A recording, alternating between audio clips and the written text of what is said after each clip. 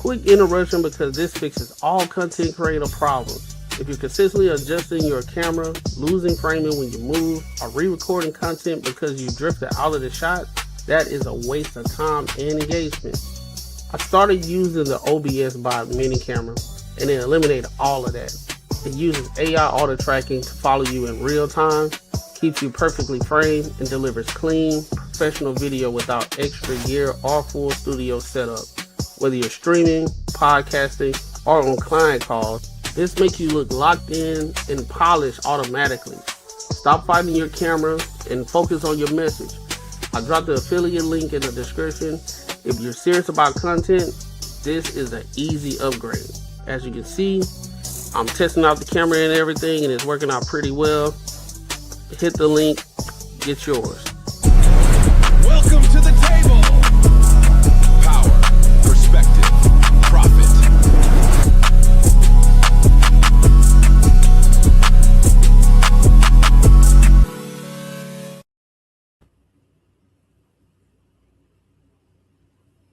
I think you muted, bro. Oh, my bad. Welcome to another show, one of the dopest shows on YouTube where we talk about everything under the sun as long as we get back to the money, real conversations, and real solutions. I'm your host, Courtnee Edgar, and I got my co-host with me, Macaroni Tony, and we got our special guest, Jessica. What's good with it? Boy, now you heard me. Said, war now. Boy, now. Everybody, I know we're supposed to have some more people coming. I know Marcus, he'll be here, and Rod, they'll be here as well. We do have another guest that's supposed to be pulling up as well, but they'll be here when they're supposed to be here. But before we get into these topics, make sure you like, comment, and subscribe for the algorithm, and make sure you hit the bell notification so that way you won't miss any more uploads or any more of our live streams. And also, if you enjoy the content, make sure you share this with your family and friends. All right, so I want to go ahead and get started with the first topic of tonight. I guess we're gonna start heavy today. We're gonna get right into the thick of things. All right. So this first topic is about, would it be okay to terminate someone's life based on gender? Now, so I'm gonna play a video. Once I play that video, then we'll give our thoughts and our opinions. All right. So I want to go ahead and rock out. Here we go. Let's get to it. Think that men and women should have all of the same human rights? Of course. Yeah. Yes, I do think that. Yeah. I mean, we come from the same thing, so you feel me? Do you think that men and women, boys and girls, should have equal rights regardless of their age? Yes. Yes. Of course. Yes. It should be equal human rights. Everybody should have all the same rights, whether it's, black, white, men or women. Do you think that they should have equal rights to the same medical care? 100,000,000%. Yes. Yes. Yes. Would it ever be okay to deny someone medical care based on his or her gender? No. I don't think that's right. No. Hell no. Do you think it would ever be okay to terminate someone's life without his or her consent based on gender? No. No? Oh, no. Innocent human, no. If they're human, no matter if it's gender or color or religion or anything. Do you support the availability of sex-selective abortion? What do you mean by that? Yeah, so it's if a woman she's pregnant and she finds out she's having a girl and she really wanted a boy and she says, I'm going to have an abortion. That's her choice. So how do you reconcile that with what you said before about it's never okay to terminate someone's life based on gender? That's basically was a trick question, right? Do you think it's okay specifically for sex selective purposes? Sure. Okay, so you'd support sex selective abortion. Sure. Okay. How do you reconcile that with your statement earlier that you think it's not okay to value someone's life based on gender? I feel like that would agree with my statement. Oh, wait, no, it disagrees. So you're really hitting me with some very conflicting questions. So then I would have to say, no, people should not be able to sexually select for abortion. So based off of this video, I want to let Jessica go first on this. So what are your thoughts on this video in regards to what they're talking about? I think it's interesting to hear people and how they responded to it. I don't think you should be able. I think being a parent is a blessing, and that should come with whether or not you're having a baby boy or a baby girl. I thought that was really interesting to hear people saying actually that they thought you should be able to terminate it based off of the gender. Yeah. That's fair. Anybody else? What are your thoughts on it? I don't. Y'all can hear me? Yeah. I don't too like with this question. I get it, you know, but I'm more intrigued with like I guess the logic, how it gets kind of like broken down once you start asking different questions. Because now your logic is being tested across the board, and then you can see the inconsistencies. Because in the beginning, if you said, well, it depends, right? And then you be more descriptive about it, then when that second follow-up question that she did, you know, it'd be kind of more okay. It's a little different because now you adding a little more perspective to things. But when you just all out say 100%, and then your logic got to be applied across the board, it's just interesting to see how inconsistent the logic is, right? When it get brought into like, okay, I'm bringing you a real life situation, and then the logic breakdown. And I think it's I think that's what goes on a lot in today's communication when people are having conversations.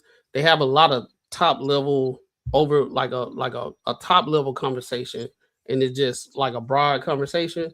But then when you go into the details of things, that's when the logic can actually be applied, and you can see if you're going to be consistent or not. If that makes sense. I don't know, man. I'm rambling. Yeah, I think if it's the woman's, if it's a choice she wants to do, I think she should be able to do it. I think 100%. If she says, I want to terminate this kid because I don't want a boy, she 110% should be able to do it. Because that kid is going to go through fucking hell his whole life because she didn't want a fucking boy.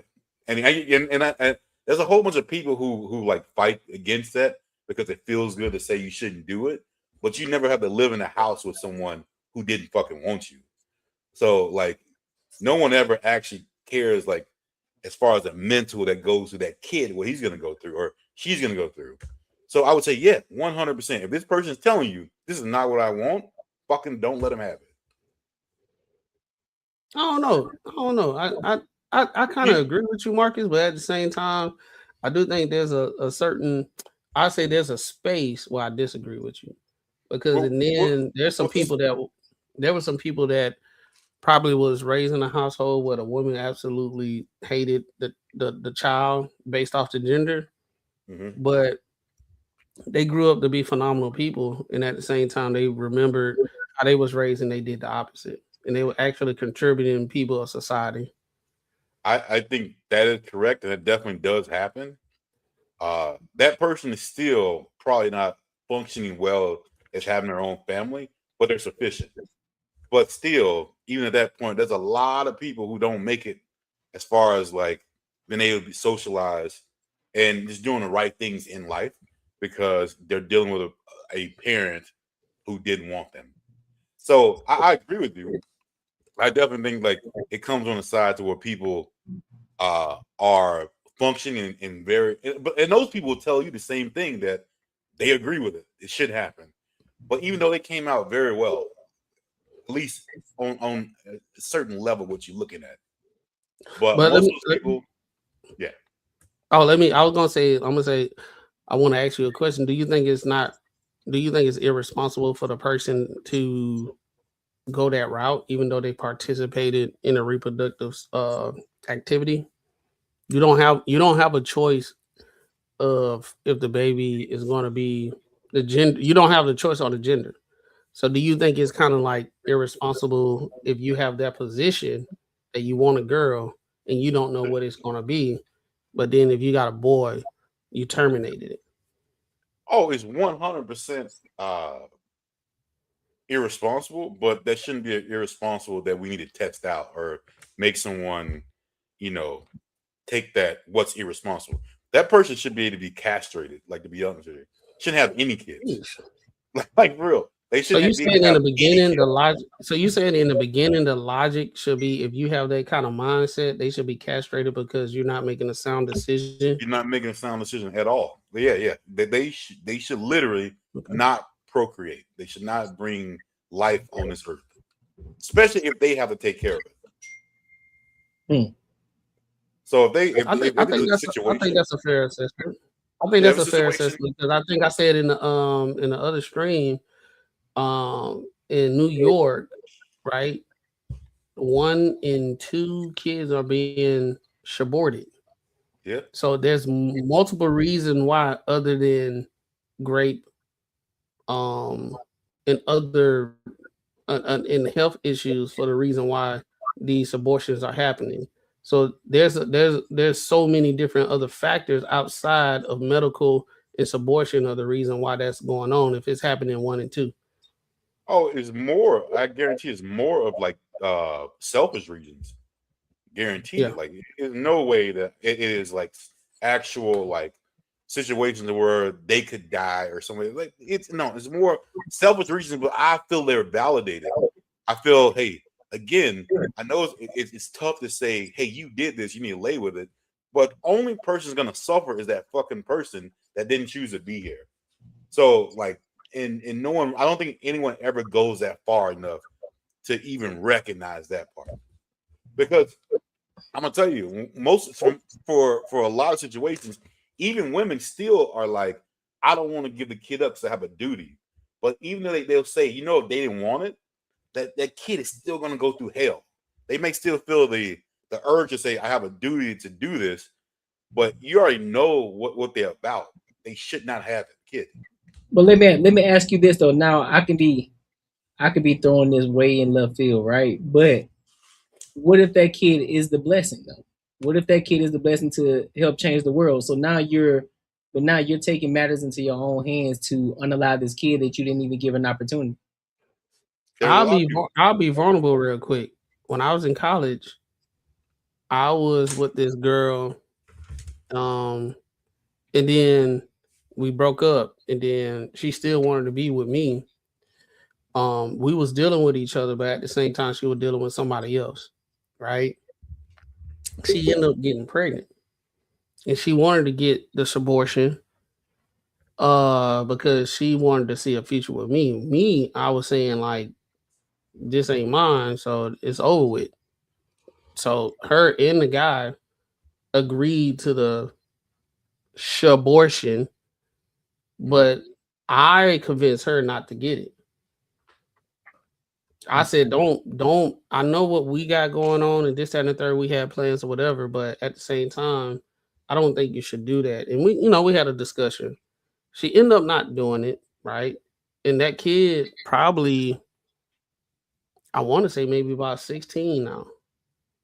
And when later on, when I had later on, like 4 or 5 years later, I was seeing how many posts that she did of saying like, this is my everything. I'll die for this little girl. Everything. She just seemed so happy that she had the kid. You know what I'm saying? So I think that's what Courtney is alluding to. It's like, maybe you don't want it right then and there, but you just don't know after they are here how you will feel. Because I see this all the time. I see a lot of women saying they don't want a kid. They was going to do it, but they didn't do it for whatever reason. And then when the kid is actually here, it changes their perspective about things. But you're giving a different reason. You're giving a reason because she wanted to be with someone. She didn't give a reason, like a reason that the gender that is wild, or the reason that I hate your father, or the reason that like you still gotta break it down a lot deeper. Like, yeah, if a girl's saying, yo, I want to be with you, I'm okay with doing this. I think it's just her emotions going. She's not saying I'm gonna hate this kid. She's saying I want to be with you. I don't think that sort of situation would be the same as that she's gonna hate that kid. So like, there's certain things that you can pinpoint, look at to say this person should not have a fucking kid. Like like those ones you're talking about, like cold feet and shit like that. Like I think everyone goes through that if they're not actually married. So I don't think that's an issue. I don't think that's like a thing. Well, can't that also reign the same? That can't that also be the same situation in regards to what you really test that though? Would you really test that?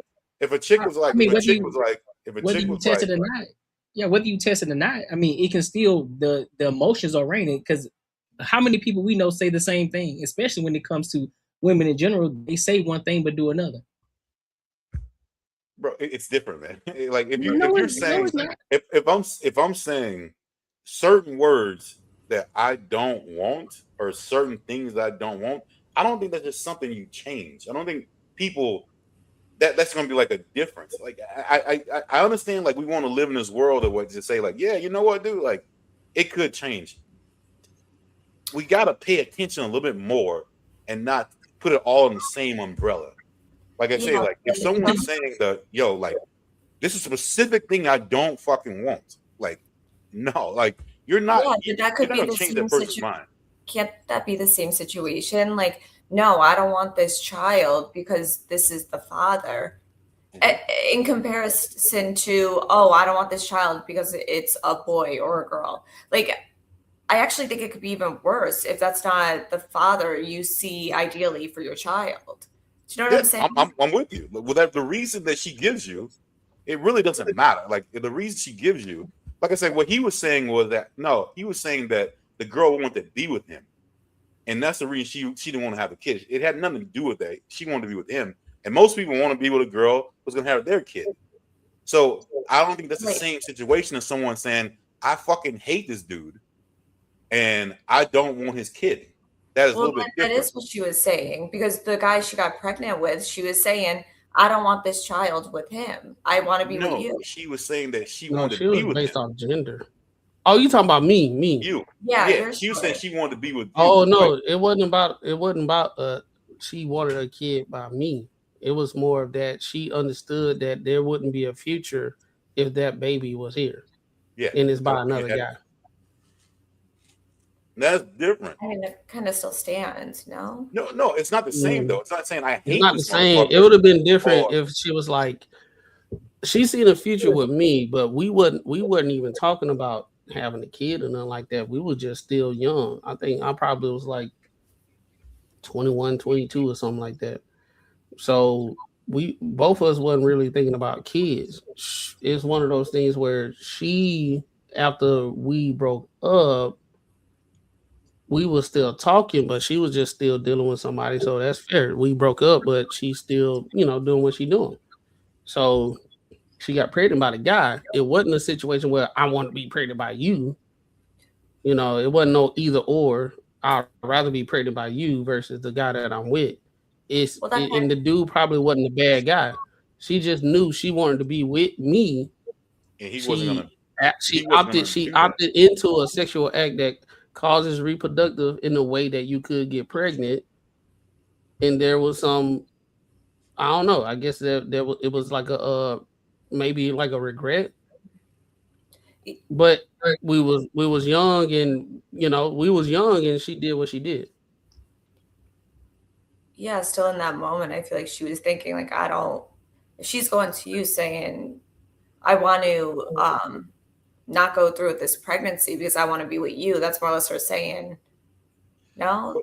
But it's still a difference. That's a difference than me saying the reason I don't want this kid because I hate this person. No, she was saying that I'm okay with doing this because I want to be with you, and I know you won't allow this. I know this is something that you don't look at as being your future, as us being together, and you're raising somebody else's kid. Because you still have a chance at that point. I don't think that's. It wasn't on the topic of the conversation. It's based off gender. I guess that's what. So let me ask the question though. So regardless of that, the two things can be true at the same time, right? So just as you're saying that there are women, there are women who would say, I don't want this kid because of the gender or because of this guy, whatever the case may be. That can also still be the case where they still end up going through with it and they end up loving the child. Am I wrong on that? No, you're not wrong at all. You're not wrong. That could happen. But that's my point. So that's my point in the statement that I made initially, is saying Well, regardless of the situation, yeah, they may say it right now, but they may be in their emotions. They may feel some type of way, but once they have this kid, it changes. So it still stands. Hey, I hear more women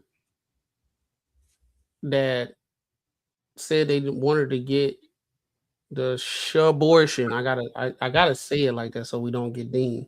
Right. They was about that at first, but then I hear more women after the child is here, no matter what the situation is, that they are more grateful that they didn't go through it. I hear more women saying that than when the child was here. They were like, you know what? I regret making that decision. I think we need to stop preaching that shit, man. Like, honestly, I'm gonna take it a little bit personal because I went through a little shit like that, so I'm gonna take it a little bit personal. I don't think we need to sell that dream. I don't think we need to sell that. That's how things are, because typically it don't go that way. He just said it did. I mean, y'all, like I'm saying, for the majority, it doesn't go that way. That's almost saying like, it's almost saying just say that any situation you take in life, that could be a good end into it, but for the majority of these situations, it's gonna be a bad outcome. Like for the majority, it's gonna be a bad outcome. No, I was saying that in some situations it's gonna work out good, 100%. But majority, it's gonna be a bad outcome. No, Marcus, I was saying that. I was saying for me personally, I hear online, in real life and everything, I hear more women that said they was going to go through with it, but they didn't. I hear more women that didn't go through it that said they was happy that they didn't do it. That didn't go through it, and then when the kids is here, say they regret that the kid is here. I mean, how many people are going to say that? Huh? You're saying they said they regret that the kid is here? Yeah, the kid is here. Yeah. Oh, okay. Oh, I thought you. My bad. I thought you went the other way. No. I hear more people after they have the kid, even though they was going to go through the process. I ain't even gonna say abortion. I'm gonna say the process, right? They was gonna go through the process. I hear more women that was gonna go through the process and then had a kid, and they are happy that they didn't go through the process. And then the women that actually thought about going through the process, but they didn't do it, and then they regretted it and said, "I wish this never happened." I do hear women that do that, but it's way less than the ones that said they glad they didn't go through the process. So you're saying there's more women that say that they're glad they didn't go through the process? Yeah, they're glad they didn't go through the process. Those are most people who are going to vocalize that. Yeah, I would agree with you. I mean, did you ever hear the most people aren't going to say, "Yeah, I'm fucking sick that I had this goddamn kid." Who says that? Like, can we be realistic? There's things such as mother's guilt, right? So yeah, the ones who kill them, but they're not saying they tell people. No. Yeah, no. I mean, like mothers are, even if they're feeling that kind of way, right? Like maybe this wasn't perhaps the best decision, whatever. But a lot of them are not going to vocalize that. Exactly. Like let's be logical here. Women don't want to look like they don't want to look bad. So obviously they're gonna say that, yo, like this is something I didn't want. They're not gonna say that. Obviously the ones who are like, this is gonna make me look good are gonna vocalize that. But we still got to throw some logic into it. So you gotta stop saying that logic, because we're all coming from a different standpoint. But in the logical aspect of what we're talking about is, you said majority. I disagree with that, because I disagree with the whole aspect. Now, do I believe that there are some women who hate their kids? Absolutely. I do believe that they wish they went through the process. Correct. I can concede to that. However, but to say that that's not reality, that women who wanted to go through the process, but then once they have their kid and they say that they love their kid and they glad that they didn't go through the process, that's also true. So we got to listen to the whole thing. There's certain words that you say, like Mac's situation. I wouldn't even count that as that she didn't want the kid. She said this because I think that's cold feet. That's cold feet. I think majority of people say shit like that. Yo, like, I don't know if I'm ready. I don't know. Maybe we should get rid of it. I don't know. Like, I think the majority of people do that. I'm saying key words that people say that don't tell you that this motherfucker should not have a kid. That's what I'm trying to say. This, like, key words. It'd be like all these other people who are running out being like shit, man. It could be whatever. It could be these people who are working the cops and shit, these women who are going fucking nuts. And this person would not be a good person to raise someone. Okay. So that, right. Like, that person like that was like, yo, like, I don't want to have it. Like, you should not. You shouldn't do it. Okay, so would you say the person that you're speaking of specifically, would you say that's the majority of women, or would you say that's a minority of women? I'm saying the majority of women who say they don't want the kid. No, what I'm saying is the women. No, the point that I'm saying, because you made it very specific in regards to that specific type of woman that, and we know, and I can agree with you. You and I both, we probably can point them out at the same time. Like, yeah, she don't need to be having kids. We can point them out, but do you believe that those type of women that we can point out are the minority or the majority? I'm gonna say a lot of these fucked up women want to have kids, so they wouldn't even say they don't want to have kids. So the people who have kids, I don't know if it's a minority. I'm gonna say the people who want to have kids, the minority have kids, and they're gonna raise them the way they're gonna raise them in a loving family. I would say the majority of people, the majority of women who have kids are going to raise their kids in a loving family, or they're gonna love them.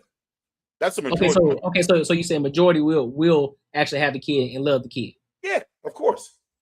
Okay, well, that's what I was saying. The majority. Are you missing the ones that said they don't fucking want them? I don't know you're missing it. I'm in agreement with you, bro. I'm saying the ones that we can point out and say, yeah, they don't need to have kids. I'm in agreement with you. They don't need to have kids. But what we're saying is, in regards to the ones who are actually going to be loving mothers, right? Yeah. In some cases, they are in their emotions. They think about the process, but they never go through with it. And they say, well, listen, I'm glad I didn't go through that process because I can't see my life without my kid now. I agree with you. If you're talking about like cold feet and shit, like if we don't add that in, yes, 100%. There's like I said, I would say majority, if they're not married and that shit comes up, I'm gonna say majority of people gonna think about that and say, maybe I should do this. I'm gonna say majority. Yeah. What I'm trying to say is the ones who say specific shit, and other people are still saying, no, you should have your kid.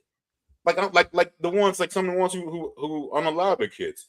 That one lady, I don't remember the case. She said she told everybody that she did not want her kids, and everyone's like, no, you should have you should do that. It's gonna change. It's gonna be this. It's gonna be postpartum. Blah blah blah blah blah. Like she showed the real signs of a person who did not want these motherfuckers. And what I'm trying to say is, those people need to not push it away and say it's gonna change. Shit's gonna happen. You need to take the motherfucker serious and not say, I agree with that. That's it. I agree with your point, but I don't think the fact of telling the part of where you're saying that don't tell people not to do it. I don't think people should say. I don't think people should not say it, because there are people who want to have kids, because there is a bright side to having children. But the ones that you talk about specifically, I'm in 100% agreement with you. Like, yeah, shorty, you don't need to be having no kids. You need That's leave them alone. Yeah, if someone's having cold feet, of course I'm saying, yo, it's going to. That'd be like someone trying to change a job. Say, hey, I don't think I should do it because I'm used to being here and I think I'm comfortable. No, you're gonna coach him out. Like, no, this would be a good thing for you. Like I said, we got to read the room. We got to say, we can't be like just. But I think a lot of people, what I hear, it don't matter what it is. It don't matter. It is like, no, you shouldn't do that. It don't matter what the fuck she said. Doesn't matter. It's cold feet, and that's what it is. That's what I'm saying. Like, we should like be able to say, hey, you know what? Certain things this person is saying, or maybe this person's lifestyle, maybe this ain't gonna be a good fucking. Maybe I shouldn't tell this person they should do this. They should be like, yeah, go ahead, get rid of it. There you go. Go ahead, Jessica. I know you wanted to say something. No, yeah, I agree in the sense if someone's not prepared and they're against, I think it has to be the person's decision ultimately, and I don't think it's beneficial to try to convince people as well. I agree with that. I'm gonna have a disagreement on that one too once you get done, but I'm gonna let you finish. Wait, you disagree with your own point? But see, this is the thing. It can't be at all. Like, if you know someone's doing something just because. See, this is what I'm talking about. Like, a lot of people, it's an all thing. You have to be able to read the room. Like I'm saying, if someone has cold feet and like, I don't know if I want to do this, but you know this person's just scared of a certain kind of thing. You know this person, you never know them. This person's a good person. You know, like, what it is. You can't be like, how are we going to determine that? If someone gets pregnant, and how are you determining that they're the person that should go through with it or not? Because people should be able to tell character. How? Like, what do you mean?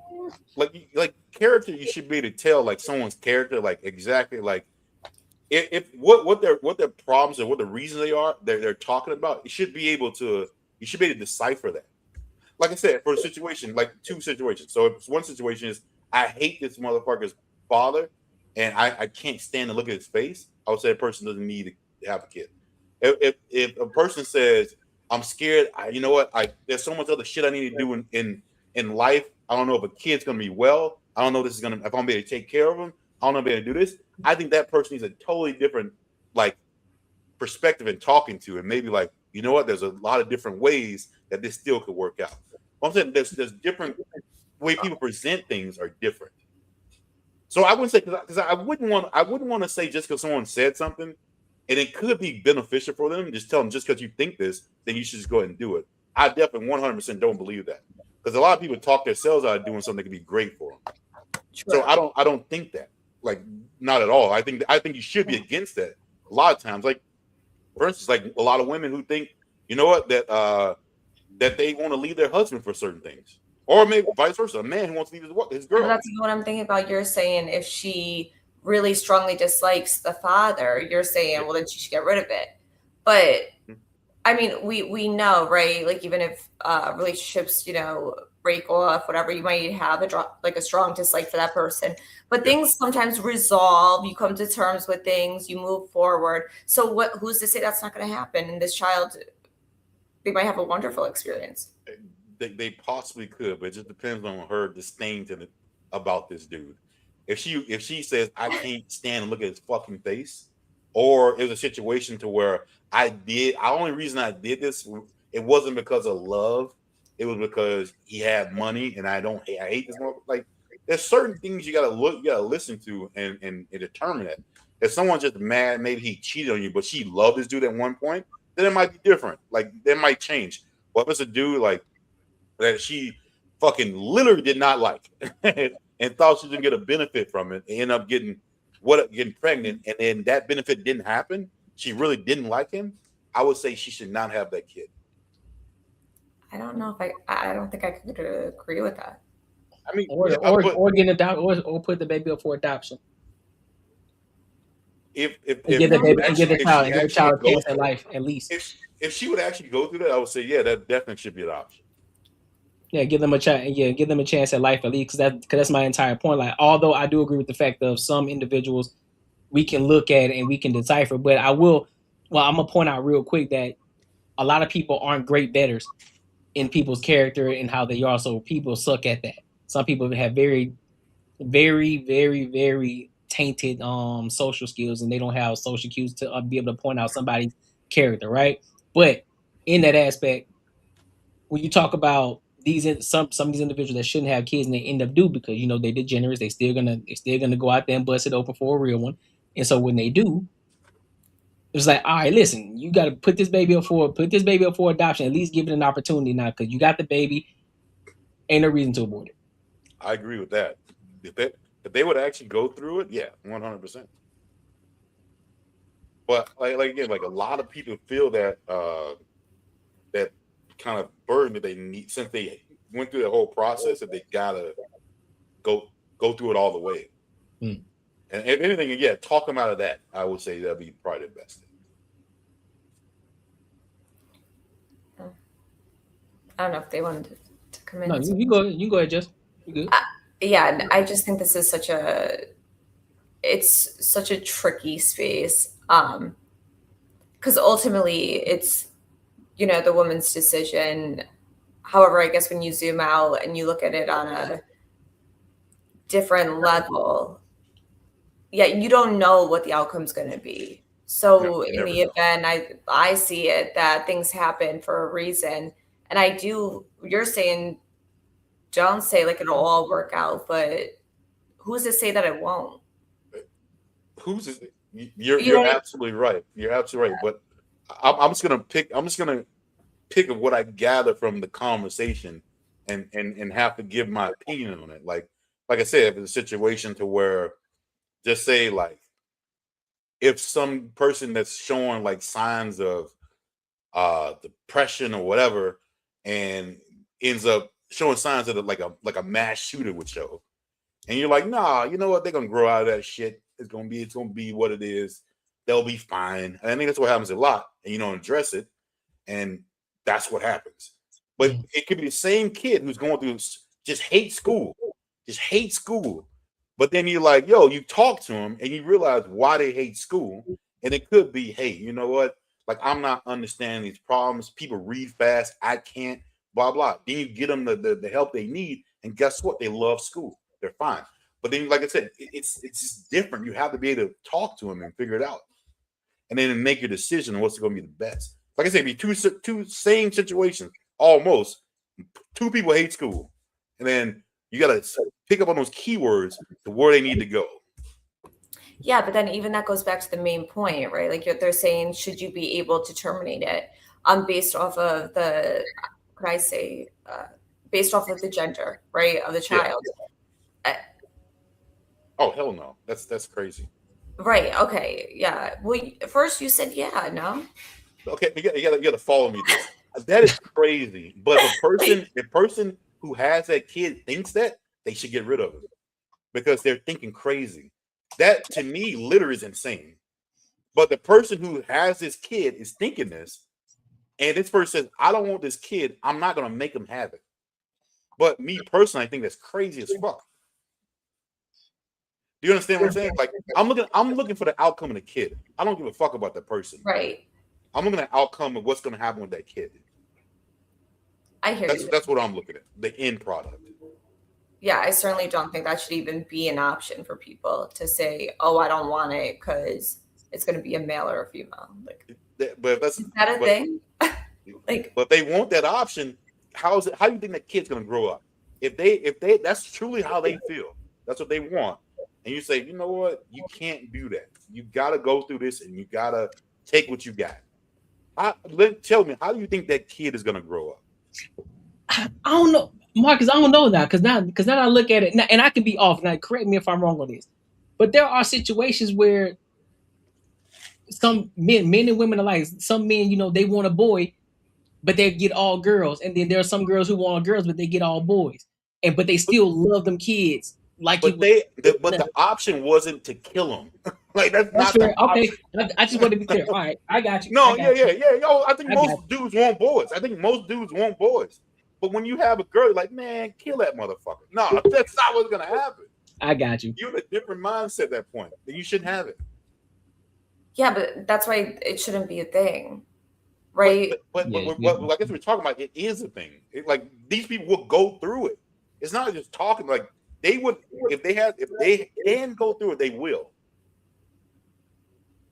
So that's what we're saying. I'm pretty sure that's the conversation, right? Yeah. That they would do it. So if they would do it, I think they should be able to, but they should not be able to have any kids. Well, yeah, because the main part is they're saying that of course it's the woman's choice. It's her body, her choice. Yeah. That's basically the crux of the conversation.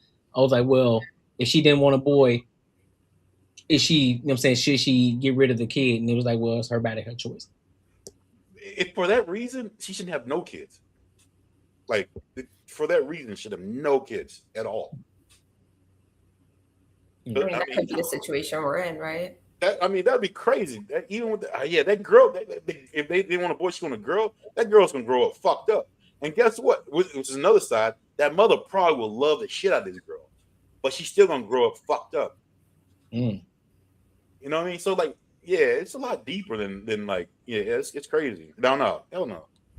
Raw, I know you got anything on this? Did you see the video?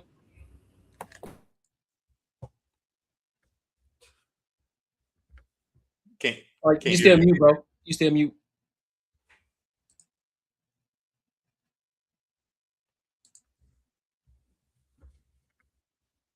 How about now? Yeah, we can hear you. Say less. All right, now I was saying y'all drawing some strong points and whatnot. I know I brought this up a show or two ago where, at least from a feminism standpoint, there are women that they absolutely have a strong disdain for men to the extent that they would not have a boy. And that's literally the only grounds of means of termination is if they have a boy, they'll terminate.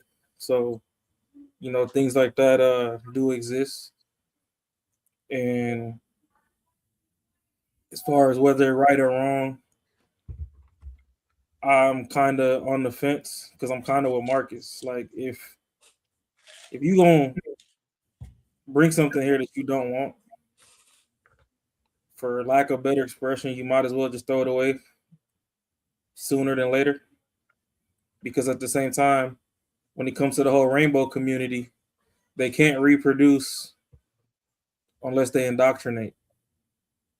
So you got people like, oh, I wanted a girl, but I'm having a boy, and they keep the boy, but then, oh, my son is a fairy. Like, hold on, chill out. Like, that's a whole man. He ain't doing push-ups. Like, why you got how did he become the winner of a beauty pageant? Like, what are we doing? So, like, there's still crazier scenarios. And I mean, Jessica's driving a strong point too. Like, I see where she's coming from, and honestly, coming from a woman's side, I could see where they have more care and stuff for life altogether. So she's just absolutely like, we shouldn't have to waste away. But honestly, if that's how the people are, they should let them get rid of it. And if that's where their mental health is at, I'm at the point to where if you take the baby, take the womb with it. I'm with you. That's what it should be. Like, if that is the only means, if that's the only grounds that you stand on for termination, then after this one's gone, like, I believe they should give you some leeway too. Like, okay, is this what you want to do? Boom, you got 45 days or something to think about it. And you can send them to counseling, therapy, and all that other stuff. And if at the end of 45 days they really want to go through with it, boom, we're gonna go through with it. But now you're sterilized.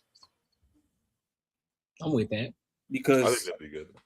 I don't understand why you get to throw away one now, then you come pump faking later on in life. Like, that's tricky too. Because you figure if, let's say it's a young woman who's 19 and she's, not in a place, whatnot, and she wants to go through with this.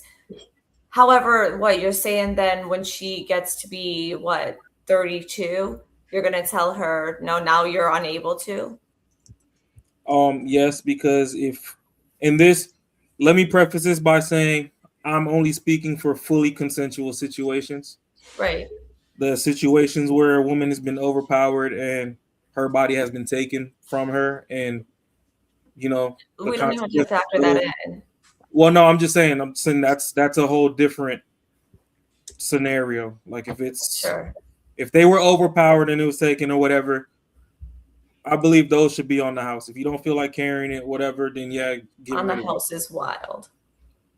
But if you consented to these actions, but now because your luck of the draw didn't meet what your imagination was, that's the only reason why, then at this point you should be sterilized, because you already know it's a 50-50 chance. You're either going to have one or the other. You should love them regardless. I don't think that it being the opposite of what you were dreaming for means enough for you to be like, you know what? Yeah, no, I'm going to throw this one away and try again.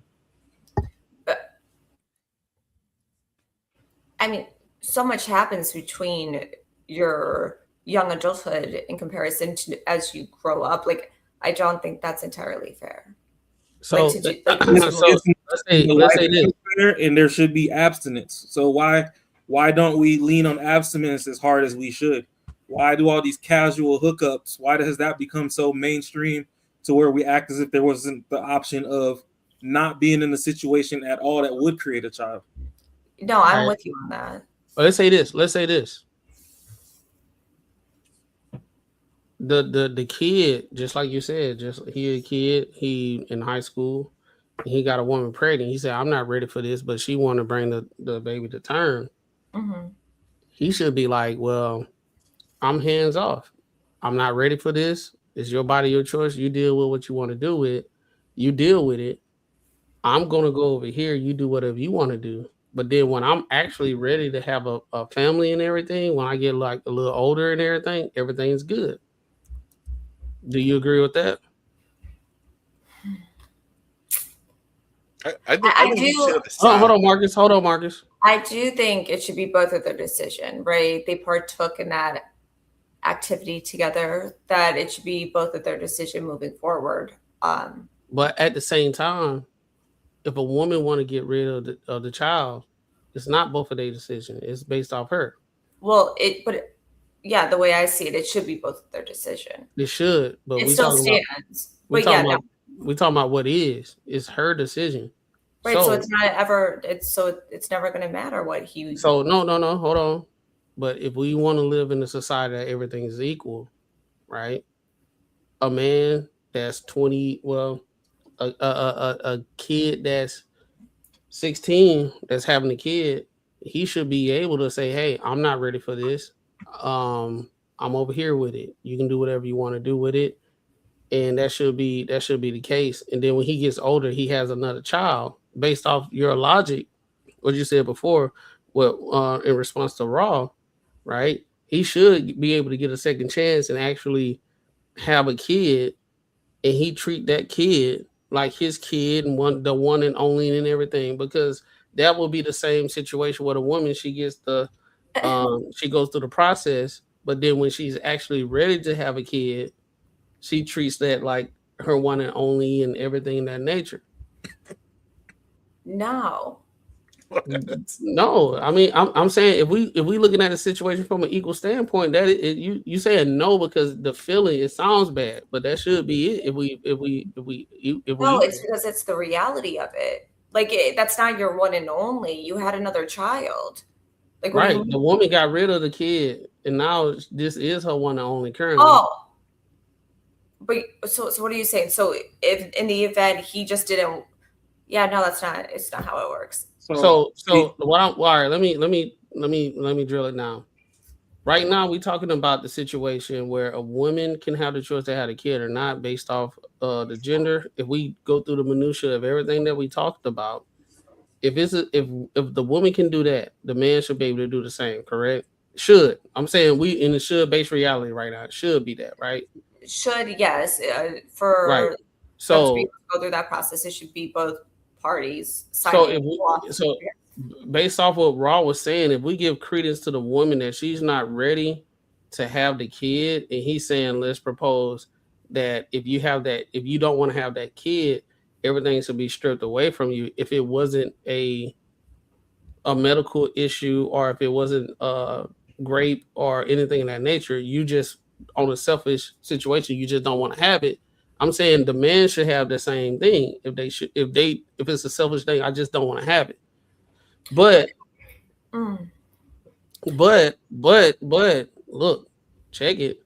If that is the case, you said that just because she wasn't ready this time, she shouldn't have that. She should be able to have that second chance to actually have the kid and go through everything as everything is just regular. I'm saying because we built different, we don't carry the kid and everything. So the guy should strip his rights away if he don't want to have the kid. But then when he's ready, he should have that second chance, just like you said, if we looking at everything from an equal perspective.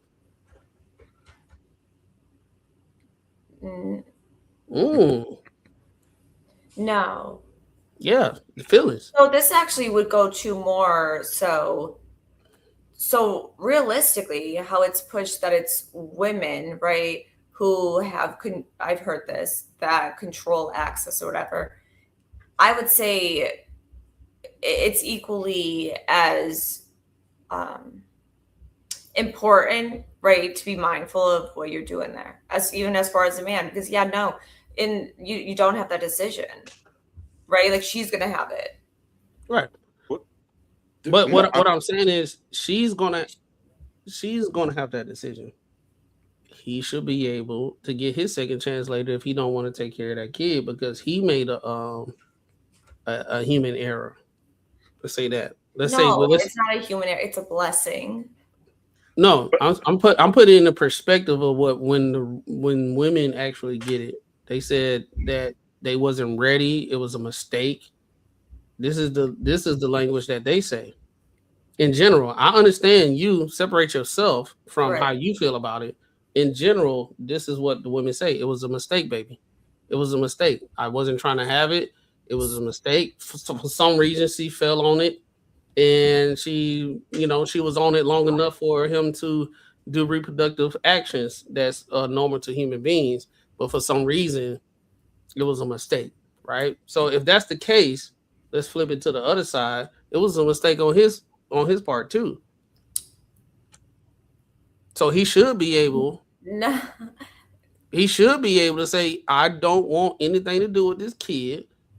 And once I am ready to have a kid, that's what I'm going to do. And I am going to be unresponsible. And I'm going to do this multiple times because data statistics show that when women have when they go through the process, more than likely it's not the first. I've heard that also. Right. So that's the statistically true. So I get to be a man that's what's the word? I don't have any discipline. I get to go out here and do raw sex, right? But at the same time, I'm getting multiple women pregnant, but I don't want anything to do with these kids. It's the same thing on the women. The women, they get pregnant by multiple guys, they get the plan B. Men are cool with the plan B. You understand that? Men are cool with the plan B.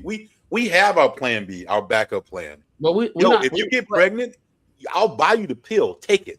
It's usually women who are like, I don't know. And then y'all end up like trapping the dude, like, which I think is really fucked up, because if it was like a different situation to where I would say a kid is the most important thing, like not important thing, but like just if there was a consequence of doing something, I think a kid is really up there in importance, right?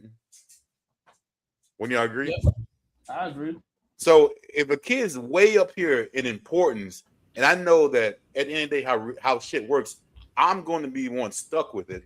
I would have so many plan Bs set up if I'm going to actually do this situation.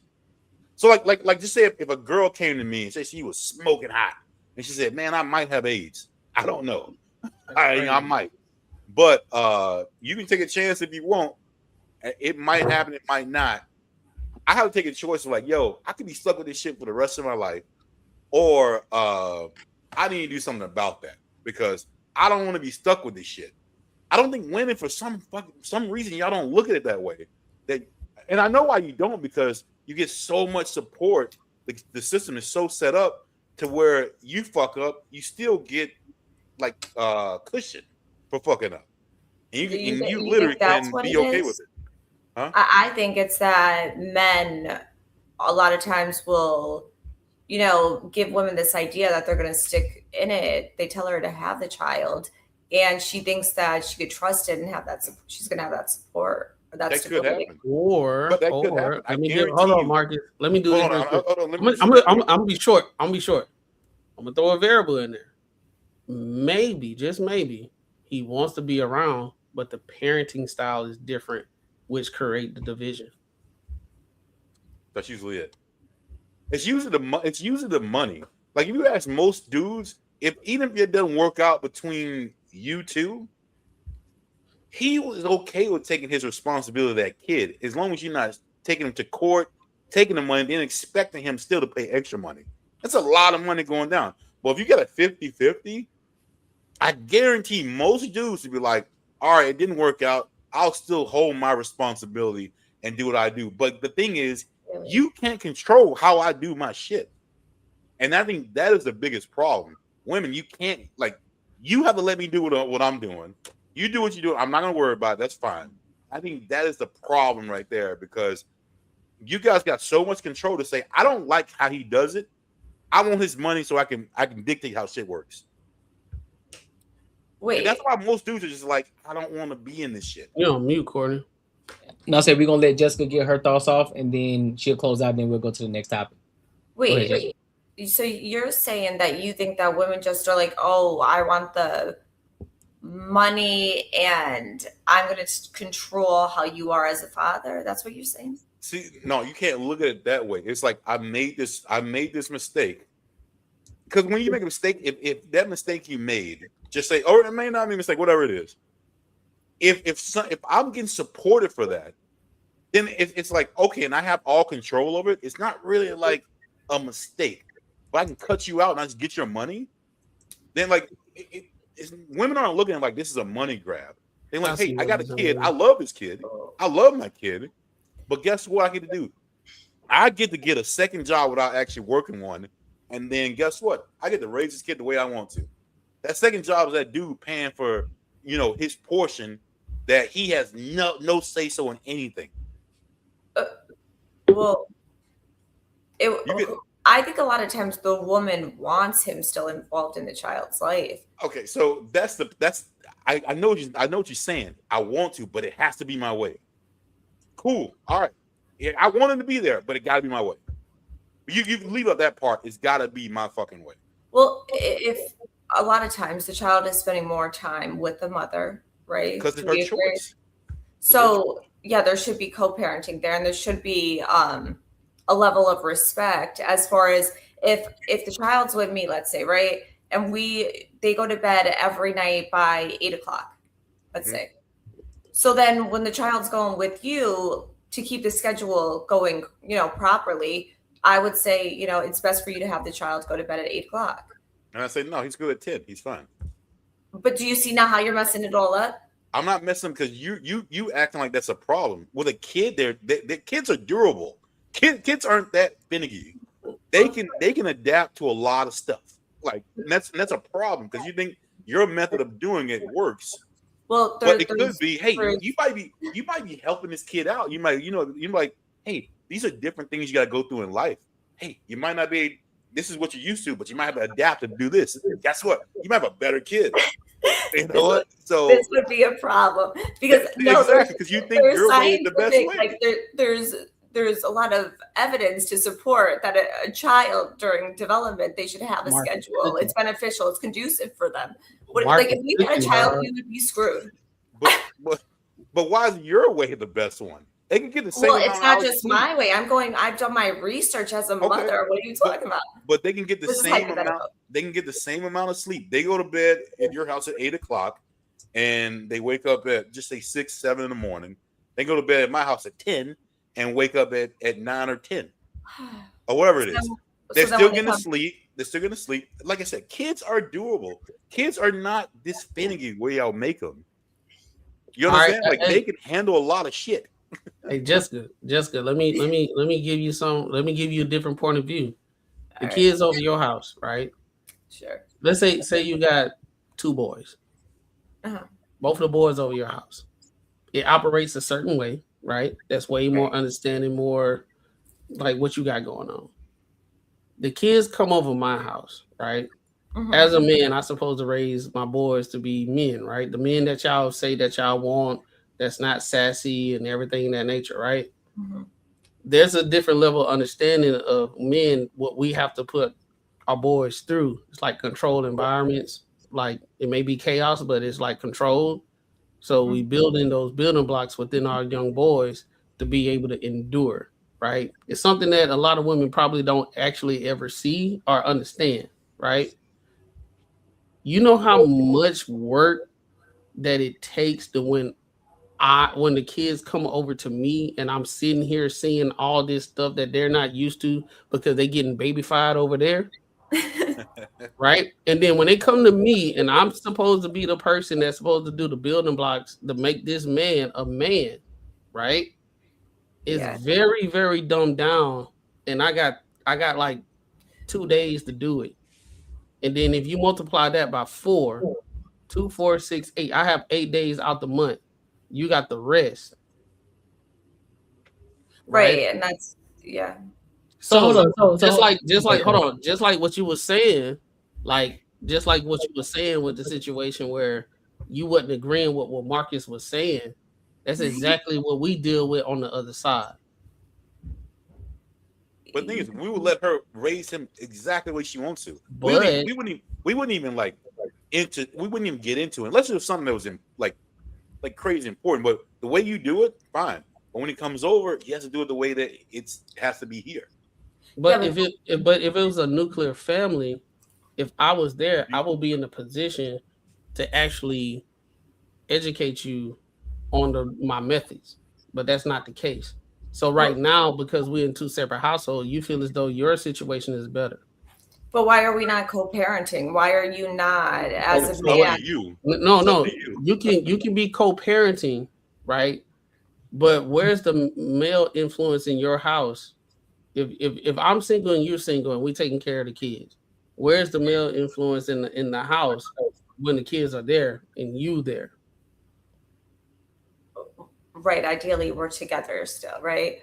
No, y'all separate. Right. I said ideally. With that situation, yeah, again, the main focus would be the child and the child's success. So we would have to, yes, as adults, discuss this, and you talk to me about what your manly life or whatever, and the best way or things that you think would be conducive is to implement with the child, I suppose. And we would have to collaborate in a sense, I suppose. Yeah. I mean, I think that's very sensible, and I think you're a very sensible person. But I think the situation in current society and everything, it doesn't work like that because the women know best. So what tends to happen is when we actually have the conversation, if I'm sitting here and saying, hey, do not cut this boy hair at a certain age because the lineup gonna be back. Just because the baby hair is there doesn't mean you can line it up. It needs to grow a little bit more, right? So they can keep their hairline, because if they're a baby, a lot of women don't know that. Just like on the other side, women, if it's some girls, there's some things that we don't know. But what tends to happen is there's communication breakdown because women know best. So if the kid brought over my house, the boy is good enough to have his haircut, I'm going to, as a man, I'm going to get his haircut. When I bring it back to your house, it's no situation where, well, he's a good man, he know what he's doing. If the boy needed a damn haircut, the boy needed a damn haircut. That's not the case. It's, why did you give him a haircut? Because at your house, you was used to having long hair. Well, that would be the thing, though, right? Like let's say it's their first haircut. Why is that not something you would discuss with the mother? This is what I mean. Like, I hear what you're saying, but a lot of times men they could not be considerate or think of perhaps, I think it's the other way around. I think if we even do communicate to you guys, and that's what we were talking about before with the communication, you guys, I think a lot of women want to raise the kid like how they want it, and then they don't want to let the guy have the influence. So it's one of those things where when I have my time, if you want to be like that, when I have my time, I have my time. No, I disagree. Again, I said that from the beginning. I think a lot of women would actually prefer the father be involved. The way I think, yeah, perhaps maybe from the jump, it might be emotional, emotions get involved. But ultimately, I really do think that women would prefer the father. I agree with you. But it's the way you want it. Like, you're missing the biggest part. Like, I want to be a millionaire, but I want to do it the way I want to do it. I'm not listening to nobody else who are millionaires, but I'm saying I truly feel I want to be a fucking millionaire. But I'm not listening to people who are actually millionaires. I think I know what I'm talking about. Courtney, I think this might be the same shit. Yes, you're preaching that point that women actually want it, and I agree with you. They do want it, but they want it their way. It has to be, because it has to co-align, to be right aligned to what they think. And you gotta understand that just relationships, period, don't run that way. Yeah, but in the event, right, let's say the father, which we see a lot of times, the father has not been involved or present for quite some time, then yes, the mother has been working with that child, the child's been in her care more. So yeah, she may feel, that she has more of a say, perhaps. Do you know what I'm saying? But should she though? She shouldn't. I think a lot of guys, they are involved. I think it's the whole premise of this conversation. It's not going the way, it don't look like the way you would want it. So a lot of women try to keep their kids away. We see more of that than a guy just leaving and just not taking care of his kids. Data statistics don't even support that, and it's based off women responses. It's based off women variables. So majority of men are taking care of their kids, even though they're not in the same house. What tends to happen in the breakdown is it's just like a lot of women, y'all don't want y'all kids to be raised in the way that the man is raising the kids. So what tends to happen is what we see on a day-to-day basis. We have this thing that men need to fight to have custody of their kids. And if you don't fight hard enough, there's something wrong with you, not the woman that's keeping the kids away from the man. Why do you think women wouldn't want to raise the child? Like you're saying the women don't want it. Why wouldn't they want it? Why wouldn't they want him to have a say in the child's development? Because of the conversation that we have. They have two different ways of how they want to raise the kids. It goes against how you feel. So men, we look at things, we look more as a disciplinarian, and it's not like we just trying to make the children life hell. It's just a situation where you have choices and then you have consequences, and sometimes we're not going to coddle you. You're going to have some life lessons that come with this, and you're going to understand your whatever you just did, whether you knew about it or not. If you knew it was right or wrong, we just put it on notice that was wrong, and there's consequences. So then that's the development stage of that. Now you're going to be more cognizant going forward. Maybe I should not do this. Maybe I should not do that, because you got your dad voice in your head. Think before you make an action. Yeah. You know what I'm saying? I hear you. Think, right? What tends to happen is, especially in like what's going on right now, they trying to remove that dad voice from it. So now when we have custody battles, when we in court and we trying to have custody battles and everything, what tends to happen is a lot of women want to raise their kid a certain way. They think the way the man is raising the kid is too harsh. So now we are where we at in society right now, that you got a lot of soft men these days. Testosterone levels are very, very, very low. The men are being silenced in the way they trying to raise their kids, because it's the patriarchy. It's just horrible how man is raising their kids, and don't put this manly, overbearing, barbaric kind of like things in their head. But at the same time, it's like this stuff that we want, this ism that we want to give is necessary. But women don't understand it, and that's okay. That's the reason why it's a yin and yang situation. No. I think that if women were in a place where they trusted this man, which is ideally what you have before you lie down with someone, I think that they would be more on board. I think where we've gotten 100%. Lost is this whole, where you're saying about the patriarchy, right? And looking at if a man is behaving like that, like this controlling, dominant, like how you're explaining it, that's not healthy, realistically. Well, you're running the situation. That's subjective. You're what? You're running the situation. So it'd be like this. I have to deal with my girl the way she does. She don't do everything the way I like it, and I have to deal with it, which I'm okay with it. She doesn't have to do everything like the way I do. You guys are different. You guys are like, he got to do everything the way I want him to do it. Like, he got to do everything the way I do it. Then I can determine this is the way to do it. Like, I think it's inherent that men know my girls be way different than me, and I'm not gonna try to control that. That is just her. That's her shit. I'm not trying to control it. You know what? But the thing is, obviously, I'm gonna call out something I think that is bad.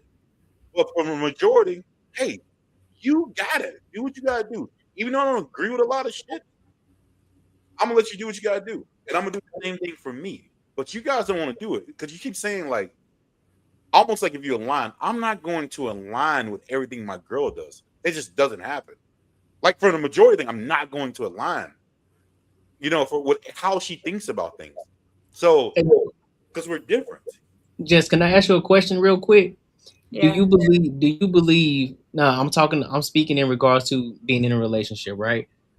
Do you believe in the hierarchy in a relationship? Do you believe in that? Not saying that one is less than the other, but just the hierarchy. Yeah, I hear what you're saying. Do I believe in it? Sure. Okay. Do I think it's something that's practiced today as often? No. And do I understand why? Yes. Okay, and so why do you think it's not practiced as much? Because again, it goes back to the trust aspect. I don't think a lot of women are in a place with men that they trust their direction, their decisions, the way they move, to be like, okay, yeah, I'm gonna follow your lead. The only way a woman's gonna want to do that is if she trusts him. Women have in 2026 gotten to a place where they're controlling a lot of different aspects of their life.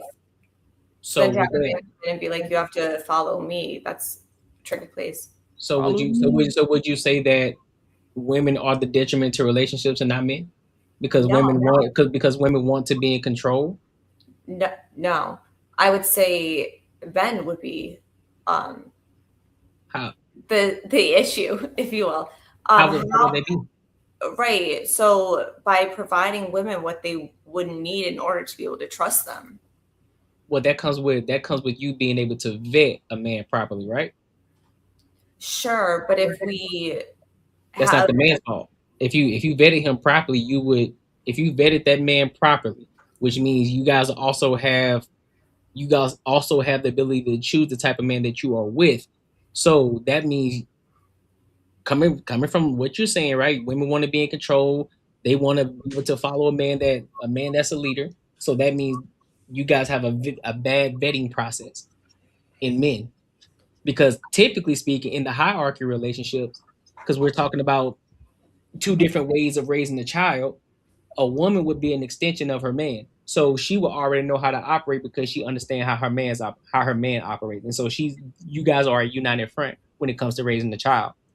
So even when it comes to co-parenting, she should already understand, okay, well, this is how things go because I am an extension of my husband, or I am an extension of their father. So this is how this is how children are supposed to be raised, because you and I are a united front. We are together in this. It's not you want it this way, but I want it this way. It's we already came together. You and I had a conversation how we're going to raise these children, and we're on the same page. So there shouldn't even be any head button when it comes to that. And that's the problem. We have too many women. I get it, cool. Women empowerment, I understand it, but a lot of y'all have gotten to this ego place where you think that you know it all and you don't. And then you want to impede on the way men operate and how they're raising the children as well, and you want to have full control, and that's what's messing the entire dynamic up. So I hear what you're saying. The thing is, women have progressed quite a lot, right? So women are knowledgeable in many areas today where men are not showing to be very knowledgeable, right? So how are you going to tell a woman, oh, you need to follow his lead if he doesn't? And that goes into the trust aspect. Because it's money, right? Hold on, what areas are women thriving in regards to what they may know more than men versus what the men are thriving in? What is that area in particular? Education. Yeah, education. Well, education. Well, you mean being more enrolled in college, not necessarily being educated. Just because you're enrolled in college, most of the people up here been in college before. Okay. That doesn't mean you're necessarily educated in the sense. That's a really good point. With that being said, I don't think a lot of men are even getting educated or learning like beyond what they were taught, perhaps early on. All right, let me give you this. Let me jump in real quick. Well, I'm gonna give this. I'm gonna give it to you, bro. Pause. God damn. That's crazy, boy.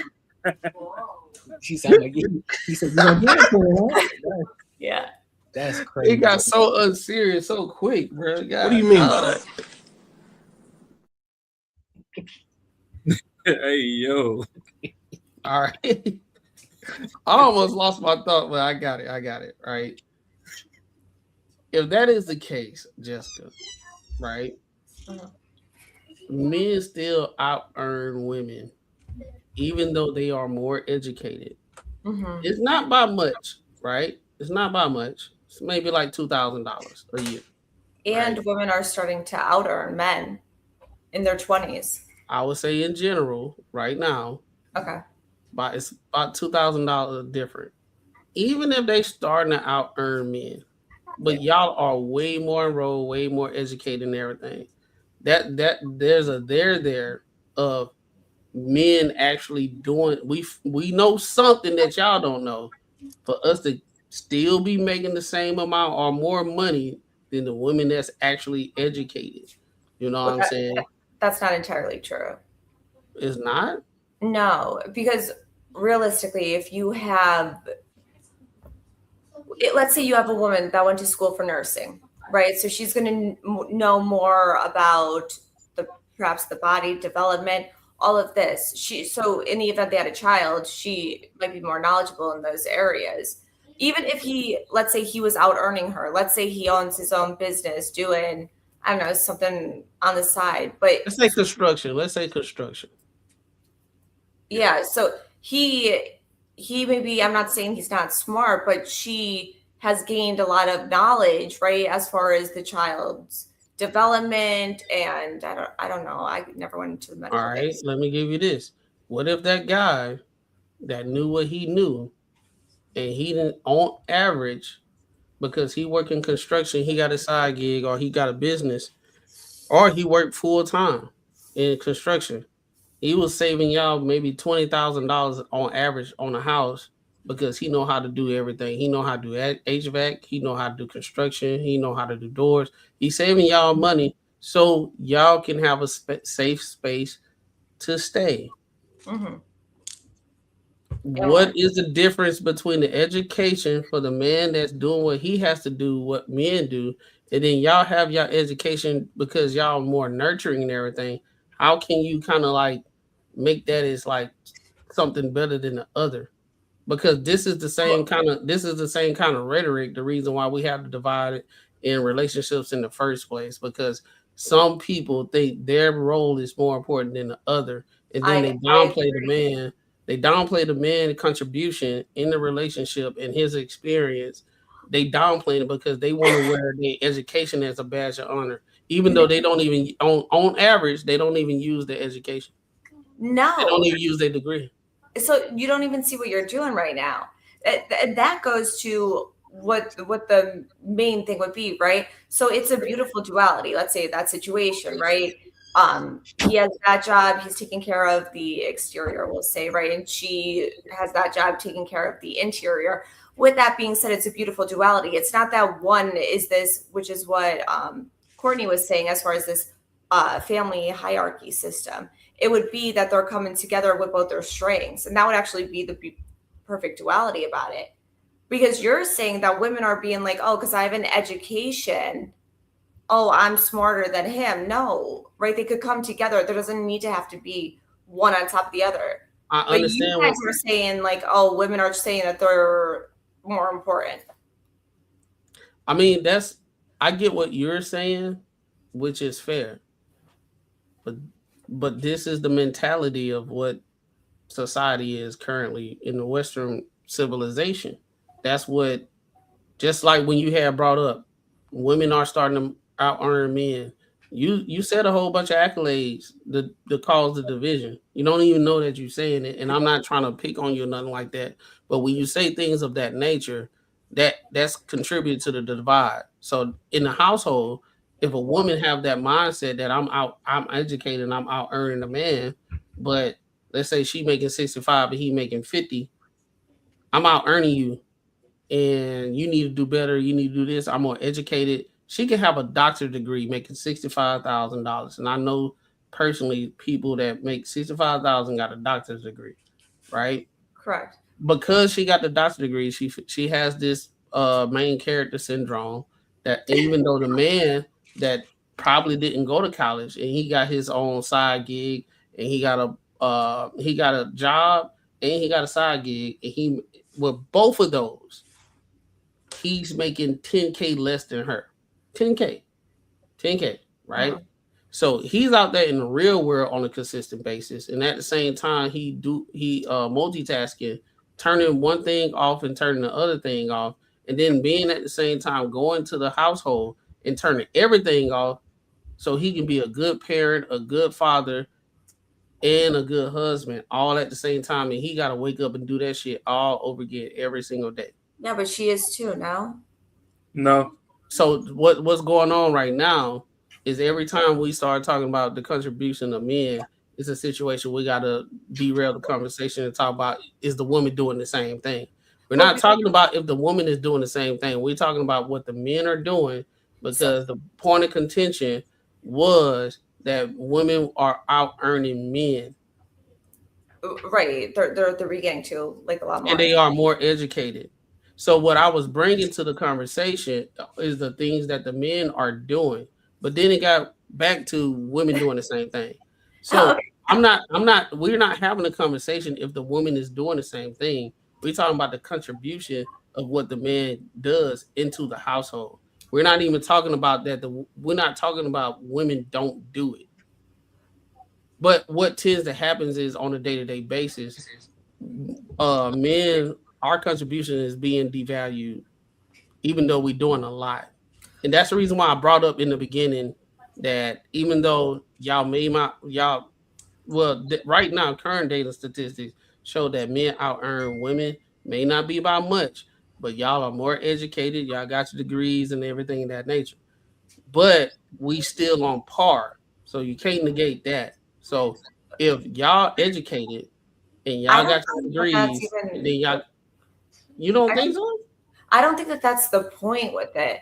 Like saying like, oh, women, because I mean, that's just the facts, right? Like women are becoming more educated. They are beginning to out earn men. Like these are just facts. It's not to discredit or minimize what men are adding or what they're doing. It's just saying like, yeah, women are progressing. Like, let's look at what it is. It doesn't have to be. What's the relevance? Well, because again, we started with the hierarchy of a relationship. That's the relevance. You know how many times that a man probably went to school, got his degree. All right, I got my degree 15 years ago. I can't stand on that, because if I just say I got a degree, I'm a loser because I keep saying that I got a degree 15 years ago, right? If I start a business and I bring it up to a point that is profitable, I got my degree, I moved up, I got a side gig, I turned to a full-fledged business, I transitioned from the gig to my own thing, and I'm doing that in X, Y, and Z. At the end of the day, I do not have to say on a day-to-day basis that men are out earning women. That's the reason why I said, what's the relevance? Because 9 times out of 10, when women use that statistic saying women are out earning men, it's a tool to use to continue to divide. Rather than saying that, you could use that and say we are making more that can contribute into to a family. You don't understand where they're coming from, though. Like I understand completely where they're coming from. No. Just listen to me real quick. Like, we've all experienced it before. We've all experienced being a kid. That's why I think women hate this comparison to being like children. But 16-year-old Marcus, if you gave 16-year-old Marcus to say if someone died and they gave me $100,000, and then I'm like, all right, cool. Guess what I'm gonna think about? I might quit school. I'm thinking all this other dumb shit. And I'm gonna tell my parents this shit. I'm gonna say, you know what? I got this money. I'm gonna go be a rapper. Cool. It seems really cool. My friends are down for it. Cool. And then once they be like, that is the dumbest thing I've ever heard in my life, I'm gonna be like, you know what? They hate on me because I'm making money. Because I'm hating on them because they're making more money. I'm making more money than them. And I can pay all these bills around and I do all this other shit. Like a lot of times, y'all just think just because you make money, but y'all don't make, you think that controls everything. And like I said, like if I was 16 years old and you gave me a lot of money, I'm gonna act the same way y'all act a lot of times. When you have money. Marcus, it's not even that, bro. Like I said before, there's a lot of women that ride the coattails of successful women. That's my whole thing. There are women out here that's killing it. They in corporate America, they killing it, and this, that, and the third, blah, blah, blah. You have way more women champion about them and trying to make them like some kind of, I don't know, the sisterhood. Hey, women are doing this. There are women that's out there doing that, but a lot of them not, right? So they ride the coattails of other women to try to throw it in men's faces of saying y'all ain't doing what y'all supposed to be doing. But most men are doing it. Most men are in the middle class. We know that. Well, even so, I think it's more so to the point that women, even if they're not in corporate America, they're still putting work in. They're still attaining these different career paths. So what I was gonna say to this topic, because I don't know. Sorry. My internet had went out earlier, so it kind of got me irritated. So I was gonna try and talk on the other points. But now that we're here, not to attack women, it's people just in general. A lot of people are institutionally indoctrinated and realistically retarded. Meaning a lot of people go to school and they can do whatever it takes to pass a test and get a degree, but that shit don't translate in the streets. So yeah, women can brag and beat their titties and all that and be like, oh my God, I'm so educated and whatever, because they're enrolling in school. The problem and the difference between men and women is men already seen the writing on the wall that 80 to 90% of those degrees in those schools are useless as shit. And actually, the earlier you get out in the field and get to it, the more money you can actually make. Meanwhile, women are still under the indoctrination that I got to go get this degree and this, that, and the third. And then the thing that separates the women is the beautiful ones actually rise to the top faster than the regular ones because men still pay for appearance. Well, go ahead. That's not the only thing I think that school says, right? Like going for an education, furthering your education, whatnot. It's not solely saying like, oh, it's because of what you're learning or even the profession or career you get after. I think it says a lot too towards someone's focus, their discipline, their motivation, their determination. I mean, a lot of that you also have to factor in to even character development. So the reason I don't factor those things in is because there's only about 10 things realistically. And I mean, I'm just throwing a small number because it's really a real minute number. But there's only like 10 things realistically you need a degree for. Like clearly nobody wants a doctor to just practice in their garage. You might kind of want somebody that knows what the fuck they're doing the first time. You know what I mean? Nobody wants a nurse that just practice on little kids down the street. So things like that. But then when people are saying, oh, women are more educated, yeah, they're more enrolled. But when you start looking and breaking down what they're enrolled for, you got women that they enroll in psychology. Still got 5 bum-ass baby daddies that ain't worth a damn. So clearly fucking decision-making ain't work, even with the education behind you. And, like, it's just like you got people that are dating coaches. So when we got on the internet and things started blowing up relationship-wise or whatever, there's this dude, Kevin Samuels. He kind of blew up in the relationship space as far as I know for, like, black people. I know they got, like, it's a Rolla Tomasi or something is another one, like, on the other side or whatever. But a lot of these people, they were actually married before, whether they were divorced or whatever, wife, spouse died, whatever. They actually still had, a resume of being tried and tested in the field. Whereas for women, on the other hand, you get women that they go to school for relationships and they'll have a dating podcast, dating show, whatever, dating consulting firm, and they can't even find a man they damn self. How you going to hook somebody else up with something and you can't even get it for yourself? So, go ahead. I mean, are you trying to go to another point? No, I feel like that's another topic. I mean, we could put a pin in that, but I'm just saying when it comes to education and when it comes to women making more, no, women might make more in corporate America, but those ain't the only jobs. Not too many women are going and busting their ass in the oil field and making real money. A lot of men actually do take it easy on y'all because men care about y'all and they want companionship too. Because there's a lot of men that what a woman makes in a year, they'll go make in 4 to 6 months in the oil field and take the rest of the year off. Mm-hmm. So if they really fucking put belt to ass to their job 12 months in, you come nowhere close. when it comes to like construction and all that, people that are actually true entrepreneurs and not just reselling shit off Alibaba and Temu, people that really build businesses out the mud, your HVAC, your plumbing and all that, not too many women are doing that. Men are. And honestly, I wouldn't even advocate for women to do certain things in certain intimate settings like that because it's also a safety risk for you to go into somebody's home and close counters. You know what I mean? Right. And we still see, right, the majority of people in the trades are going to be male. And the majority of people in, you know, perhaps education or nursing are going to be, or are female, we could say. With that being said, again, it goes back to that's the duality of it, right? And you could even say the exterior and interior, really, when you think about it. I don't know the point we're trying to prove here. Well, no, well, it's just every time people bring these metrics up, nobody wants to be truthful. Like realistically, men don't need an HR department at work. We can go beat each other's ass in the parking lot and we'll be catching bears by the time we clock out and we'll be perfectly fucking fine. No, you definitely need HR. You definitely need HR because we do have. Yeah, because we have women there and y'all are catty and y'all do all this petty dumb shit that we don't even need at the workplace. And because sometimes men act out of line. Let's be for real. Yeah, and when a man acts out of line, you get your ass beat, and that's the end of it. I mean, men see, this is the thing. Men respect each other due to levels of threats of violence.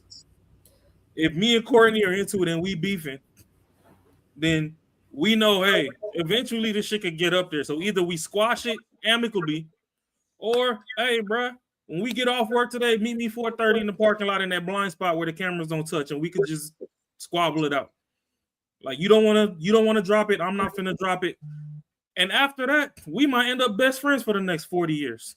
Women are the ones that are catty and all that. And then y'all come in the workforce, and because y'all want to get promoted and stuff, you might go flirt with somebody, fuck up his whole marriage and all this other stuff, and then end up getting him fired just so you can move up the ladder. And then do you want to hit on that? I said, do you want to hit on that point? If he's messing with the woman at his job or whatever, that's not on that woman. You're saying that she's messing up. That's again, I don't know if you want to go there. Then who is it on? on? That'd be moving the goalpost. Yeah. No, but who is it on? It's on. I'm not saying that it's on one party altogether, but if she wasn't at the job to begin with, we could get through actually getting the job done. We didn't need HR until y'all started advocating to go to work, which is fine if that's what you want to do. If you actually want to suffer and stress yourself out and get lupus and alopecia and all this stuff because you stressing your body beyond means because you want to come fight next to men and compete, that's perfectly fine. We'll give that to you. Or maybe it was their interest and what they were passionate about, and that's why they were drawn to that career. I mean, yeah. I think it's wild that I just think it's very interesting to hear the way you're speaking on this. I think he's speaking on like he's not faulting women. He's just saying what is, because if majority of men were in these spaces and we didn't really need the HR, all the SOPs, standard operation procedures and everything, once women came in, men handled it a certain way. Maybe not the most ethical, but at the same time, it was effective. We didn't have to worry about all these things. He's saying what is. Once there was an influx of women coming into these spaces, there was a different SOP that needed to happen because they entered a world that they wasn't used to. And that's what actually happened. They entered a world that they wasn't used to, and they changed the corporate structure based off that. I'm not saying if it's right or wrong. Saying what is, that's what happened. I think that's what he's actually alluding to. So we really didn't need HR and all that stuff because we squash shit how we squash shit. Majority of the times when we was coming in the office, we were straight to the business. It wasn't a lot of catty stuff going on. Once women got into the situation, and again, I'm a preface because I know people like to clip. I'm not saying right or wrong. Once women got into corporate America and the influx that they did, there was a lot of different processes that needed to happen because based off their feelings how things should be on their accord, stuff had to change, right?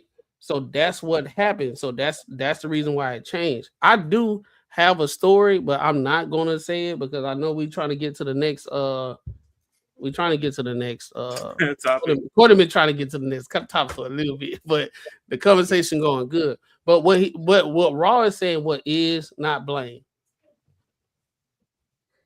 Yeah. Yeah, I'm not putting blame on either side. So like that could be a shirt. What let's is not, not blame.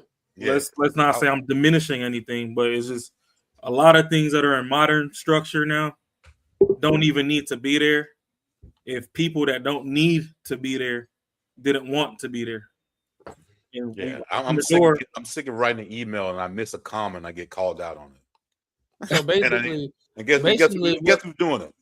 Basically, what's going on is when we talk about what is, it's like women. Bro, y'all keep extending the conversation, bro. Women got to the corporate America to complain about shit. Exactly. It is. All right, we going to the next time. Make sure y'all like, comment, and subscribe for the algorithm, and make sure y'all hit the bell notification. But y'all, we went in for an hour and 35 minutes on that topic. That's crazy. Hey, that's good though. And I ain't even get my full stress off because my internet glitched out. That's good, bro. If it's a good conversation, I think it's a great it's a great conversation, but that's fine. You know what I'm saying? Showing range, bro. Yeah. But let's go. We could have cut this shit like 30 minutes ago. Yeah, definitely could have 1000%. But let's go to this next topic. So I'm gonna get to the main topic real quick. The surrogate McKenna. So she gives birth. Well, the family is basically saying that they wanted to get rid of the baby because the baby was going to have birth defects, and the actual surrogate, she's denying and saying that she does not want to get rid of the baby. She wants to keep it. And so, of course, there are some people on one side of the aisle. There's other people on the other side of the aisle. So we're going to get into it, and then we're going to give our thoughts. That's a pretty good segue from what we were talking about. I know. That's what I'm saying. Gave me a lot of time to see how we can segue it. Yeah. All right, let's get into it. My experience, I don't see the surrogate being successful in being able to keep this child. It's not hers. It's not her biological child. I don't see a world where she has rights to the baby. A surrogate mother successfully gave birth to a baby boy in Texas on August 12th after refusing a California couple's request that she receive an abortion.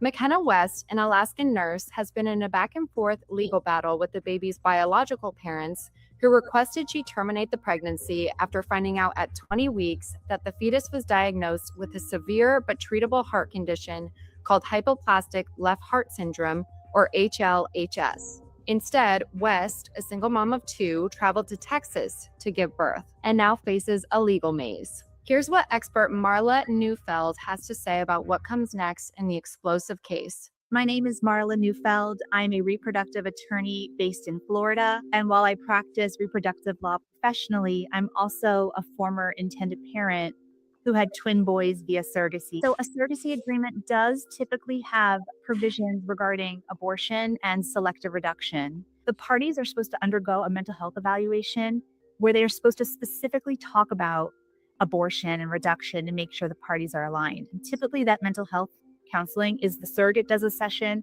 the parents do a session, and there's a joint session. A well-handled match should discuss this at length so that we don't have situations to the best of we can like this, where the parents may not have wanted to continue the pregnancy and she was not open to abortion, which no judgment if someone's not open to abortion, but like the parties need to be aligned on that. Regardless of what the contract says, and what I counsel my clients on as well, is what the contract says might not necessarily be what the court is going to enforce, because there's always an underlying concept that the surrogate has the sole source of consent with respect to her body. So it's really unclear, given the very, very limited case law in the United States, whether one, a parent could ever compel a surrogate to do or not do, and perform the abortion, which they likely cannot.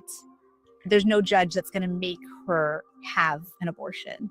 But then there's the second issue of, can they sue her if she goes against what she said in the contract? And that's also very murky and unclear how that will play out. At least for now, the biological parents of this baby boy have physical custody of him. It also is contradictory to that last-minute petition filed by the Texas AG that was reportedly approved on Tuesday to stop the baby from being taken out of state. What do you think's going on? Just from reading what's public information, I don't see any reason why these biological parents wouldn't still be the legal parents of this child. Whether or not they could have stopped her from having an abortion or not having the abortion, that's a totally separate issue from their parental rights. My understanding is there's likely a parentage order, which is a court order confirming that the parents are the legal parents of the child. Do you think there's a world in which McKenna West will ever be granted custody of this child? This is always an evolving area of law, but I do not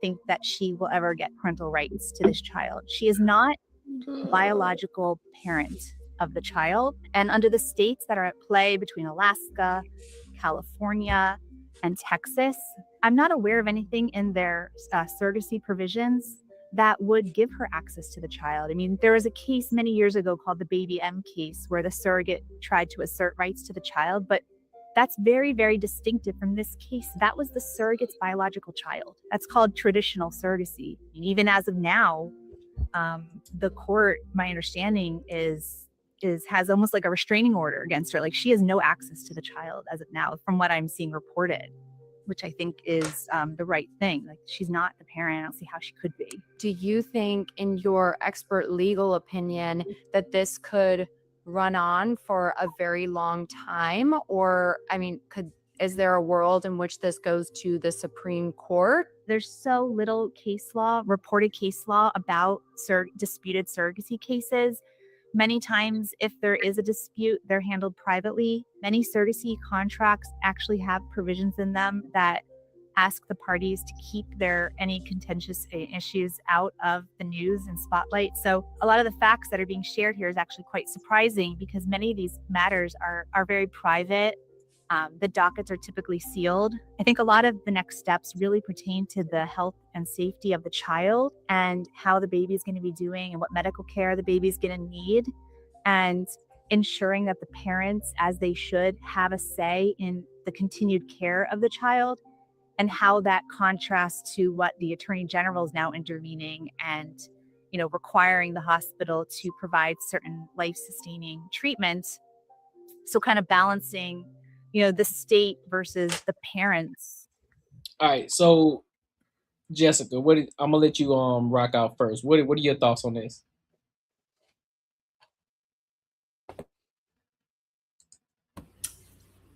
Let someone else go first. I don't know exactly where I'm at with it, honestly. Okay. I'll go first. So hold on. So am I understanding that they found out she was a surrogate, their kids? They found out that the kid's gonna have a heart defect. It's like, hey, let's end the pregnancy. She was like, no, I'll keep the kid. I don't want to have an abortion. I don't want to, I don't want to delete the kid. So, and now since it's become some sort of headline, now they're fighting against it to get the kid back. Is that what it is? Like, no, they're not trying to get it. They're not trying to get the kid back. They want to abort the kid. Okay, so it's still in that area where they can abort the kid. I thought she already had the kid. I thought she already had. No, it, they want. I think from the video, I think she had the baby. That's what I'm thinking too. I think now since it's media, I think now since like the media's in it, now they want the kid because they don't want to look bad. This is exactly what I was talking about. Like this chick right here, yeah. She would be godsend for this sort of situation. Like those other people who like, obviously, like this is the thing though. I think everyone's human. Like you might not want to deal with like a defect because something might happen. But to me, this would be the perfect situation that she's like, you know what? No, I'm gonna take like this on. I'm gonna do it. I don't know what other parent in right mind would be like, you know what? Hey, go ahead and do that. Like, because my option is because I know I can't handle it. If you can, that's even a better situation. But now it's like, you got these other people who want they're probably rich as hell because you got to understand, like, if you get a surrogate, you got money. So they probably wanted like an arm bag or whatever. They wanted a kid, the perfect little kid, whatever they can pop out that they couldn't have, and didn't come out. And they're like, no, get rid of it. Like, so, like, yeah, you don't want these kind of people raising people in this society. So yeah, I mean, like I said, like if anything could ever happen, if you think any sort of miracles, this would have been it right here. For her to say, you know what, yeah, I'm not gonna do it. I really want this kid. I think they 100% what we're talking about. Yeah, that's what I'm saying. Like that's where it kind of goes into what I was saying earlier. You know, there are situations where you still have the kid, and there's somebody who's going to be willing to love the child and take the child on because the child, even though that kid had a birth defect, but they said it's curable. It's curable. So it's not like a lifelong situation that the child will struggle, but it's just something like, hey, this is something that is curable. We can take care of this, but they decided no. But then guess what? The mental illness I was talking about. Now, since people know it, they want to take this kid back. They want to fight her from having this kid. So they win. They probably have every legal right to do it. Yeah. Guess how the kid's gonna turn out? Fucked up. Yeah, and that's the messed up part about it because on one side, when we look at it from a moral standpoint or a Christian standpoint, she's like you said, she's God's saying, right? But however, on the flip side, she's still under contract. And so if you're not reading the fine print of that contract, you still have to abide by the contract regardless of how you may morally feel about it. Because now you're putting yourself in a sticky situation legally. That's two different sides of the coin. So it's like, okay, well, yeah, she's doing great. I'm pretty sure there are going to be some people who are going to fight for it, but you still signed the contract though. So it's still on the actual parents' discretion what they want to do with their child. And that's what I'm saying. Like those type of people, I would say should not have kids. And that's probably obviously God already made them not have it because they can't have it on their own. You know what I mean? And then she's like, you know what, we got enough money. Let's go and let's get somebody else to get it. And then this happens. So it's like, all right, well, hey, there you go. Like, you know what I mean? So like in this situation, if she's not asking, unless she's like, I'm gonna have this kid, and then since they're actually yours, I want child support, that's something different. But I don't think that's the situation. I mean, the situation is, yo, like I'm gonna keep it. You just be done with it. Like you don't owe me nothing. Right. So, yeah, I think those people are despicable. I think they're messed up. Yeah, no, I agree with you, right? Like, because it could have probably went through then because it's their child. They probably would have went through the process of adoption, perhaps that she would have. But they already have this rapport. Like they chose for her to have their child. So yeah, no, I would think it was a blessing that this woman is saying, you know, I'm willing to take it on. Yeah. And it could be what you're saying. Because then it gets tricky, right? So then if she's saying, I'll take on the responsibility, I'll have the child. But now then if they go back and say, well, that's our child. Mm-hmm. See, that's almost like the same thing, like what we were talking about earlier. If there was a, 18-year-old and the man did not want, or the boy did not want the child, and the woman did, he should be able to sign over his rights. Since she wants to do it, you have it. But if he ever comes in that kid's life, I think he should owe back child support. If he voluntarily said, you know what, I made a mistake, I want to be in this kid's life, I think at that point he's liable for back child support. So like this should be like a conversation that should happen. Like when did he get back in the child's life though? I say at any time. At any time. Probably when she found a new man. Because if he was like, I don't want nothing to do with this kid, and I mean, if you're talking about he's 25 and this kid sought him out, I mean, and then wanted that, then that's a different situation. But 10 years ago down the road, he's like, man, I messed up, and he wants to be in that kid's life. I think he needs to pay back child support. I don't think he should pay any back child support, but I do think he needs to pick up the burden from wherever he stepped back in at. No. But if I make the decision to say I don't want to be in this kid's life, I need to pay the consequences. And the consequence is, yo, you guys, no.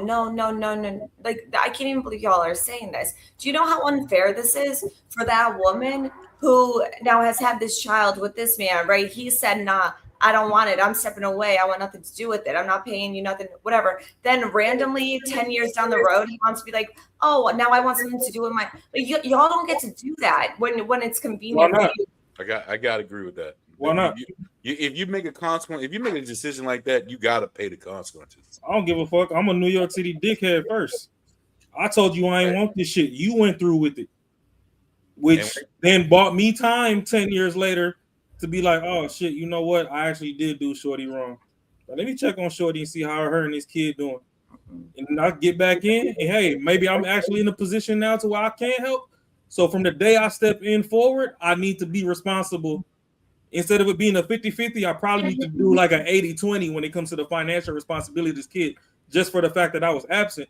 But we talking about fair, and we know good and damn well life ain't fair. We got the Discovery Channel, we got National Geographic, we can see all the other animals in the wild, and shit fair outside. So I don't know why women like to bully men with this fair shit.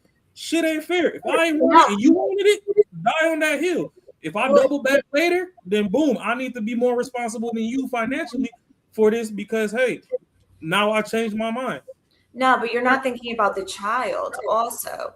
Like you dipped when the child was born. Now that child went through 10 years of their life with you not wanting to be part of it. Like, you're trying to make it that, oh, you get to just decide. Like you're focused on you. What about that child? Fuck them kids. Yo. No kids for you. I would say this though. I would say this on the flip side though, because think about it. So what if in the on the opposite side of it, the man wanted the kid, but let's just say the man wanted the kid, but the woman didn't. So where's her consequence at? Well, so the man wants the kid. Okay, no, let me say again. I was gonna say you're saying she didn't want it and now she does, right? So I guess it would be living with that because we were talking about terminating the pregnancy. It would be living with that decision that she went through with that. Okay, so but what I'm asking is on the opposite. Okay, I'm sorry. Maybe I framed that wrong. So say in the situation, right? Say in the event that the man wanted the child, right? He wanted the child, but the woman still had it, but she don't want to allow the father in the life. Is he still liable for child support on the long run, even if that child decides to come back into his life and they start to interact with each other?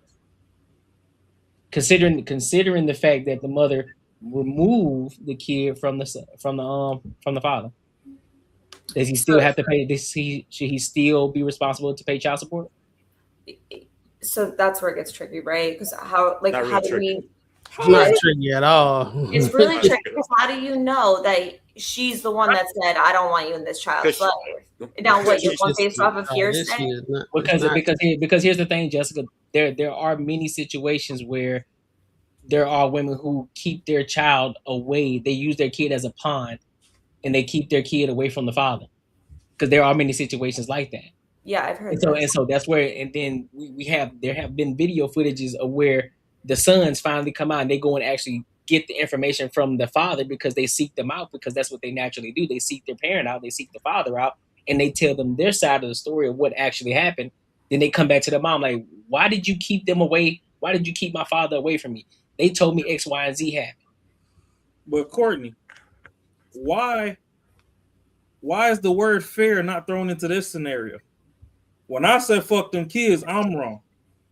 Well, yes, you are. But now all of a sudden, fair is no longer on the table. It's, oh my God, that's tricky. The fuck it ain't. Life definitely ain't fair. It is. Because it's an equal, because the thing is just it's an equal parallel that we draw, right? So when we had the conversation from your end, right, you said that, yeah, off the gate, if that man decides that he doesn't want to be around in that kid's life, he should pay child support if he decides to come back into life, right? It's like, okay, cool. But he should have had to pay from the beginning. Yeah, he should pay child support. Not from the beginning. No. If he said I don't want, if he said I don't want to have a kid, he should be able to bow out of that whole situation. Yeah. It's your choice now to have the kid. How would y'all say people go about that? Like, how are they going to know? Because then what? Let's say this woman, let's say you got a woman pregnant, right? And now this whole time you were acting like you were going to be there. You know, she could trust you. Y'all were going to do this together. You were speaking sweet nothings to her. And then you get to the last month or whatnot. And you're like, you know what? Nah, I don't want this. So No. And then what you're gonna be like, I'm not paying because now I told you I don't want it. 50, basically, 50 what you're saying is 50-50. basically what you're saying is y'all educated, y'all smart, and all this type of stuff, but y'all don't have the discernment to get with a guy that actually going to take care of the kid. So now you want to do on the other side of it. You want to blame the man after that. Bro, what she just explained. You basically what you just explained was you don't have enough discernment to get with a guy that can take care of the damn kid. No, that's not it. She's literally just No. I know what it's doing. What I want you to do. Hold on. Now we're not working. Hold on. I know exactly what's going on. She is saying that she's having it. I'm not saying that you having it. I'm not saying that. But let's say, for the sake of the conversation, a woman get with a guy that lies to her and say he gonna be there and this, that, and the third. Majority of the times, nobody talking about kids when they shacking up. That's not the case. They just having fun, right? When y'all having conversations, nobody is talking about family and all that type of stuff. When they first start talking and everything, I say within the initial meet of men and women to the point where they actually have sex, no more than 2 weeks. Ain't nobody. She said y'all know about the kid. No. Nobody know about the kid. Yeah. She said you know about the kid, and he's like, "Yeah, I'm gonna be there for you. Yeah, we're gonna have this kid together." Like he knows in the the get rid of it stage, and he's saying that I want to be with you, have the kid. That's what she's saying. Hey, yeah, that doesn't negate anything I said. All I'm saying is that doesn't negate anything I said. I'm saying within all the time when you met this guy, with 2-3 weeks and everything, y'all had sex, blah blah blah blah. Now the kid here. I was trying to get to it. Now the kid is here and he's saying all the good nothings that y'all talking about. But he's not there. You didn't do what you supposed to do in the beginning.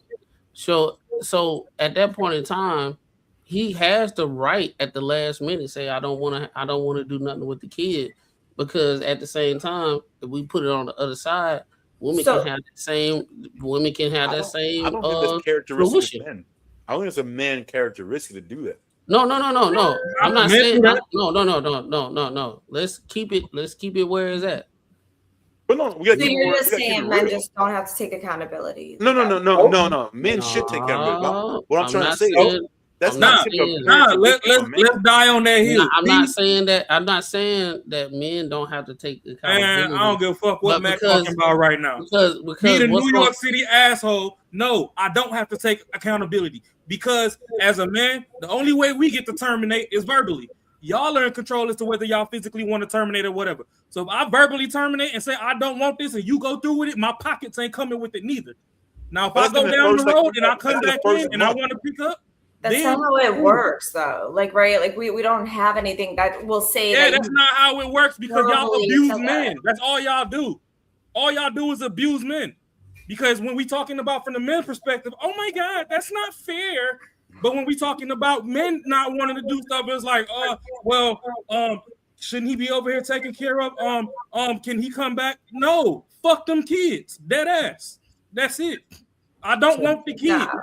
So basically, I don't like you no more. I don't want the kid. It's done. Now, if I change my mind 10 years later and I come back, okay, so now you're going to prison, right? Because now you haven't paid your child support and you abandoned your child, and yeah. Okay, so if we were supposed to have a kid and I fucking robbed a bank because we needed money to get diapers and Similac, well, then you're still there. Anyway, you should be because I still wasn't there regardless. So, like I said before, fuck them kids. Life ain't fair. Right. So then you should be there. Good. So no matter what, it's a win-win. You're going to prison. So what? So what if you got what if the girl in the situation? I ain't gonna put it on you. What if the girl in the situation got pregnant? They don't manifest. Let's say the man didn't have discernment.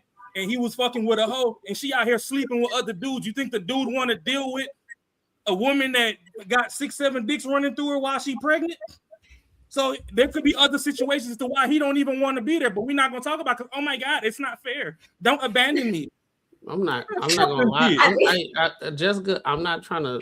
I don't want to beat up on you, but I think what you're doing right now with the comments that you said, you kind of proving the point. The empathy level of like a lot of women when it comes to men going through these type of things is very low. He's speaking to the frustrations that men go through on a day-to-day basis with if he don't want the kid or if he do want the kid. What tends to happen is a lot of times with women, they don't care. They just want the end result that they want. So a lot of times when we actually having a conversation, oh, that's what it is. This what it is. That's what it is. You're gonna go to jail. That's it. Yeah, we're gonna go to jail if we decide that we do not want to take care of that kid.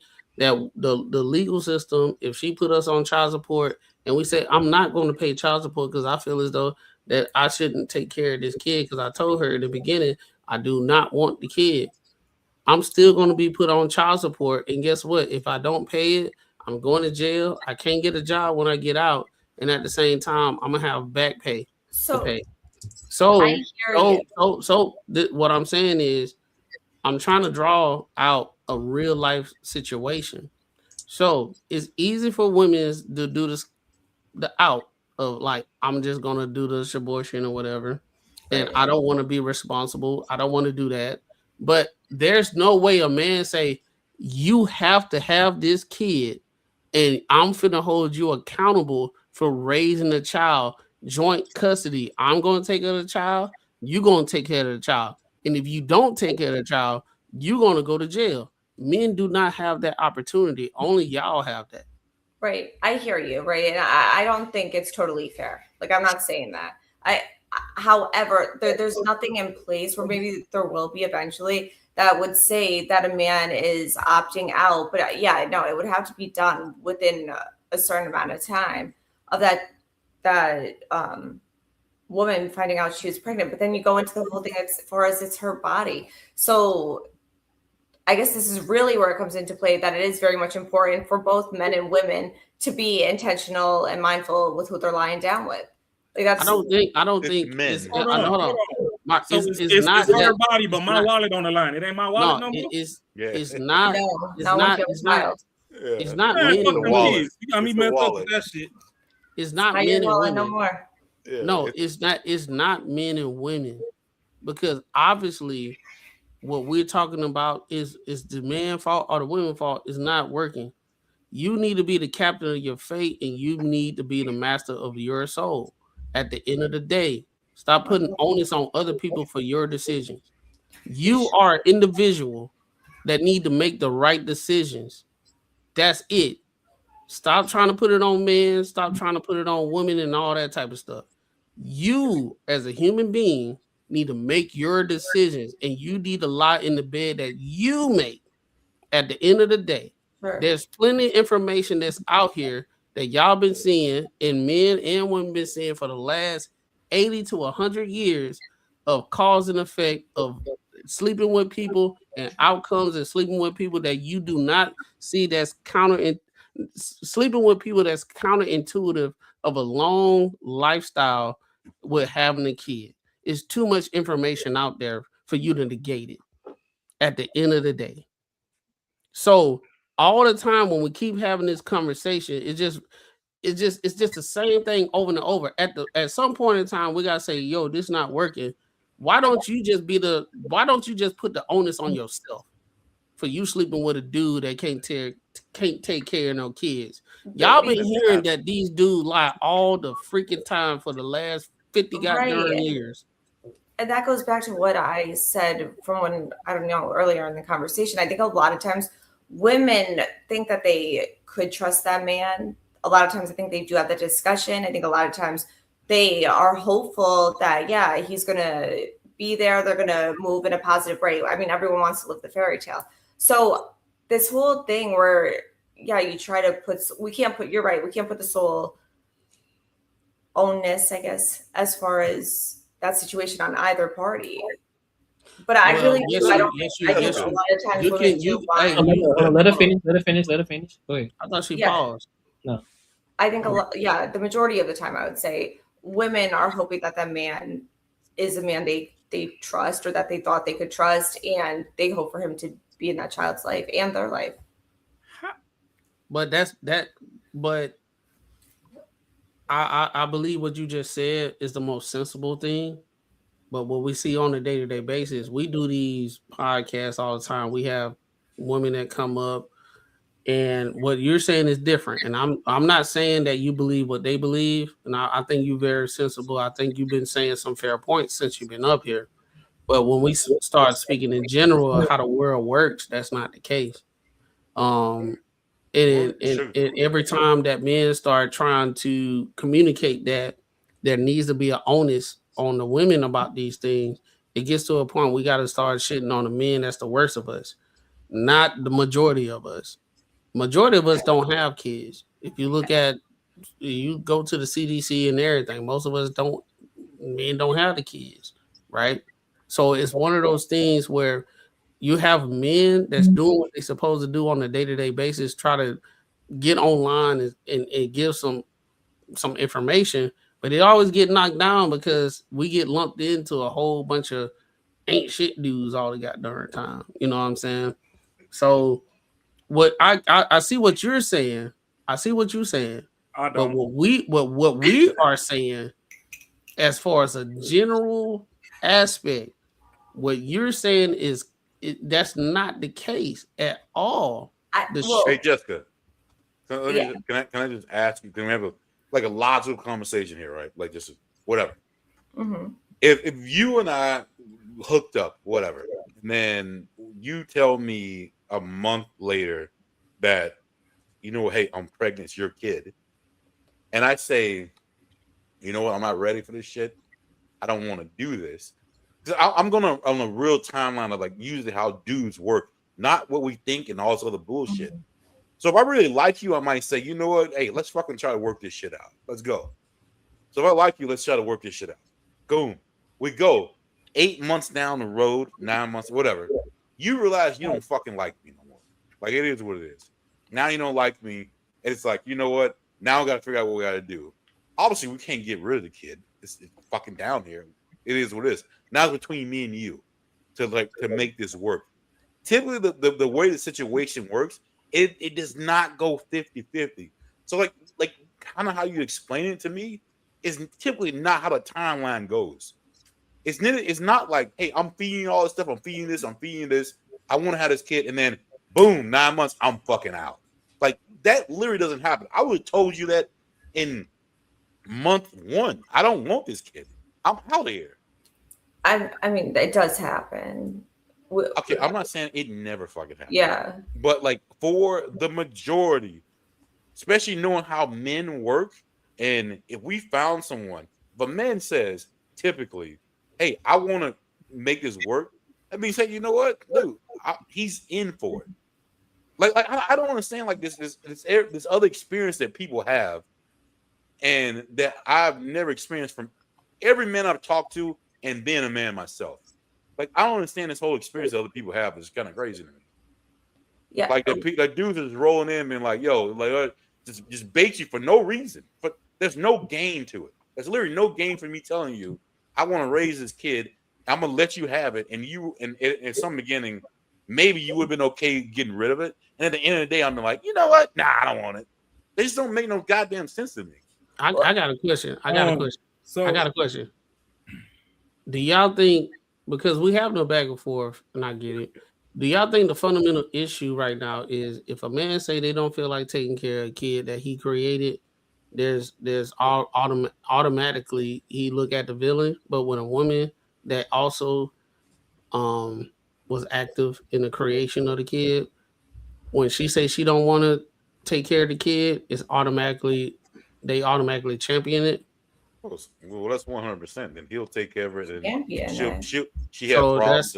I think that's the reason why we always have these conversations. But it's more so like Jessica. They say like champion. They say more so like you're strong. You're strong for thinking that they don't say men that you're strong because you don't want the child. You know you're deadbeat. That's basically what they'll say. But on the women's side, it's like you're strong for that. You know, I understand. It's more understanding versus the man's side. It's like, no, you should take care of your responsibilities at the end of the day.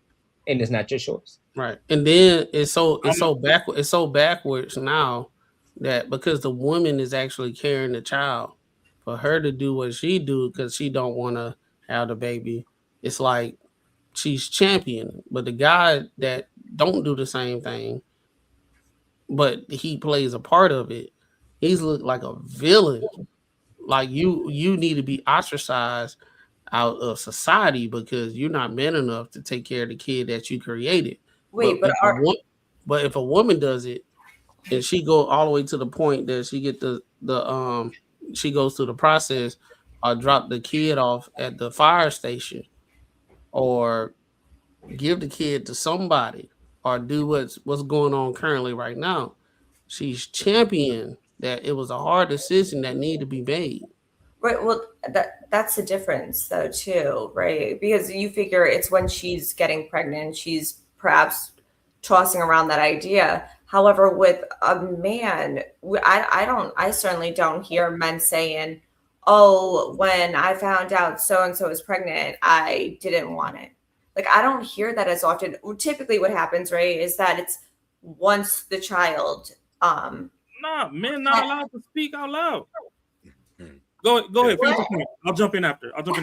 What do you mean you're not allowed to speak? No, go ahead. Finish your point first. I'm gonna stick a pin in it.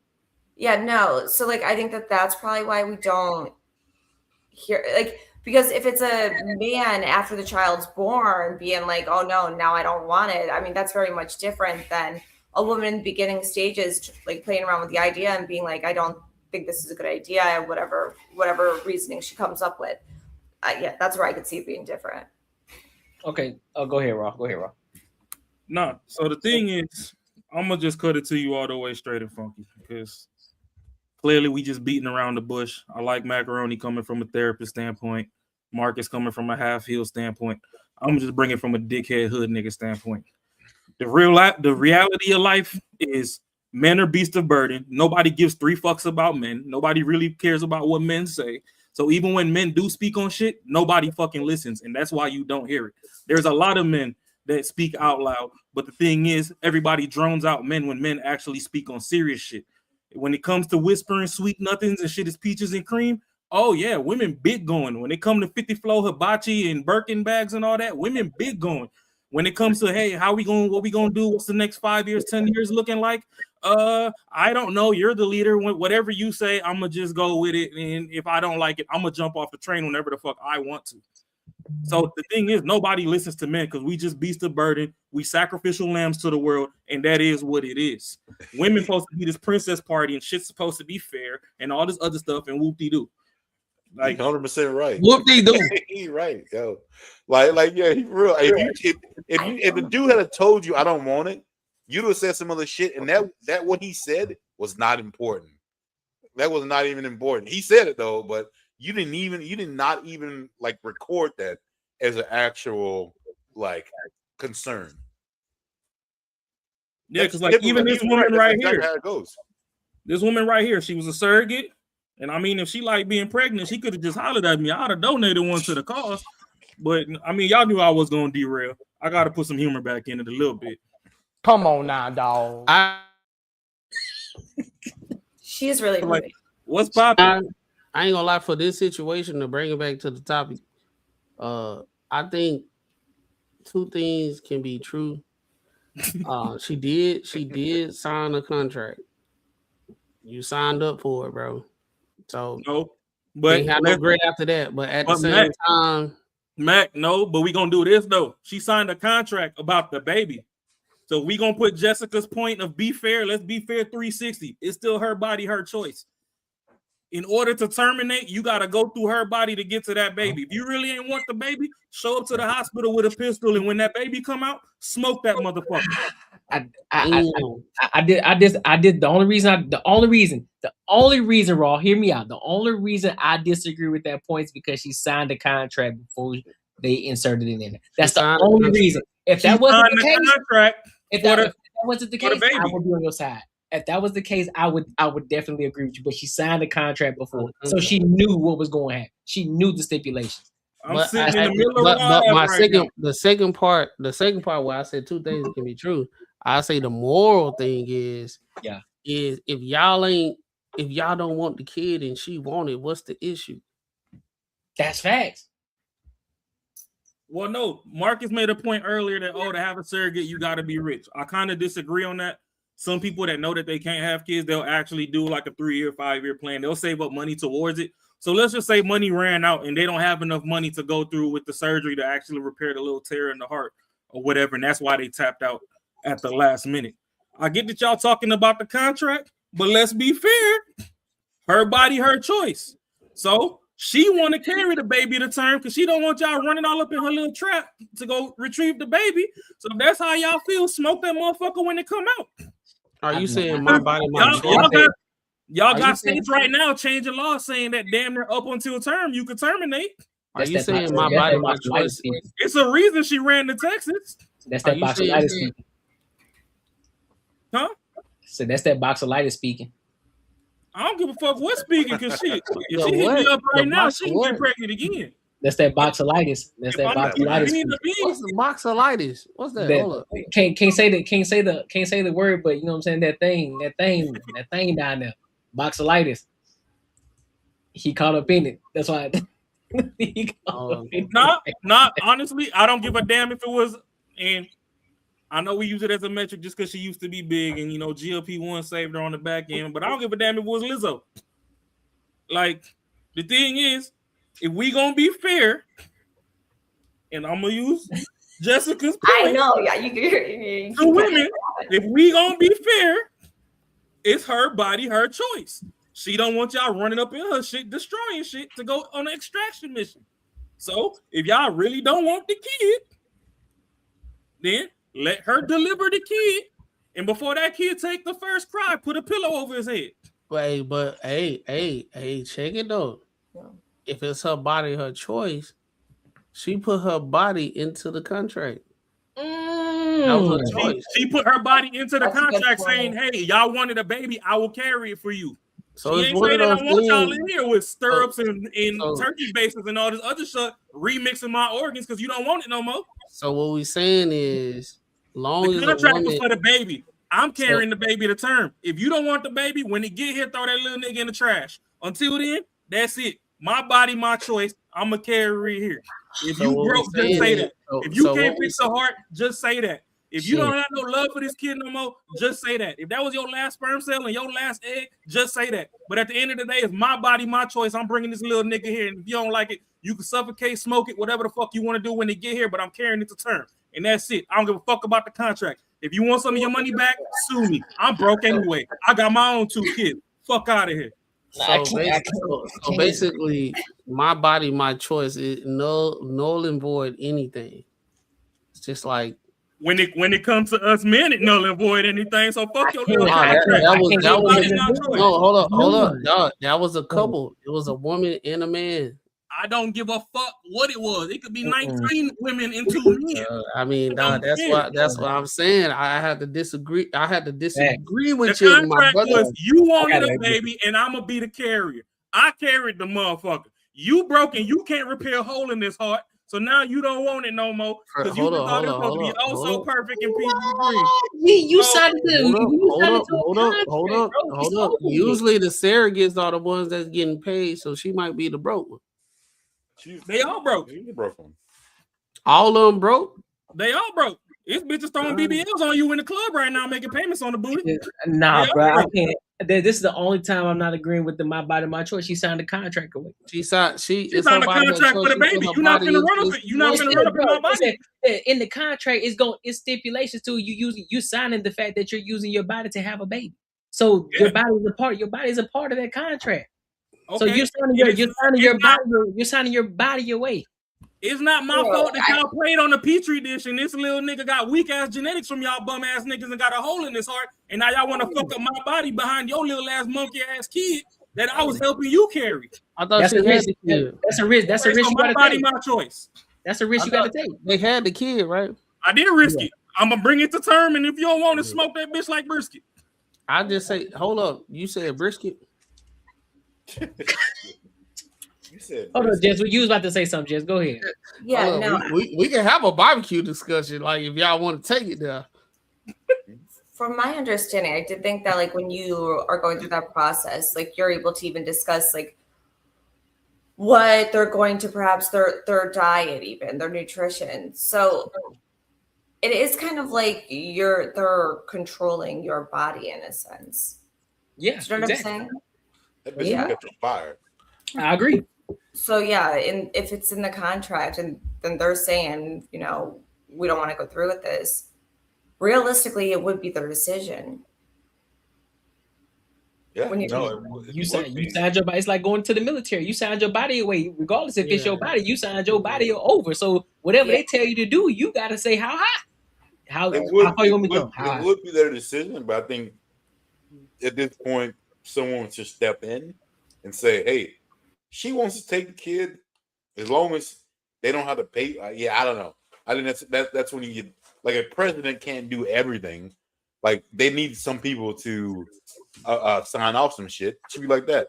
Yeah, everything's cool. Well, we got something. We can't let that happen. I don't think the kid should get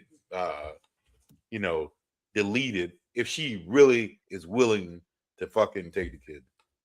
Yeah, she already got 2 kids already. I mean, my thing is on the moral side of things. Yeah, I'm like, hey man, just let her take the kid, and she got 3 kids, and she can take care of the kid as if it's her own because it actually came out of her. So it's I mean, I know some people gonna think otherwise, but that baby came out of her, so she's gonna have more of a connection to that kid more than anything.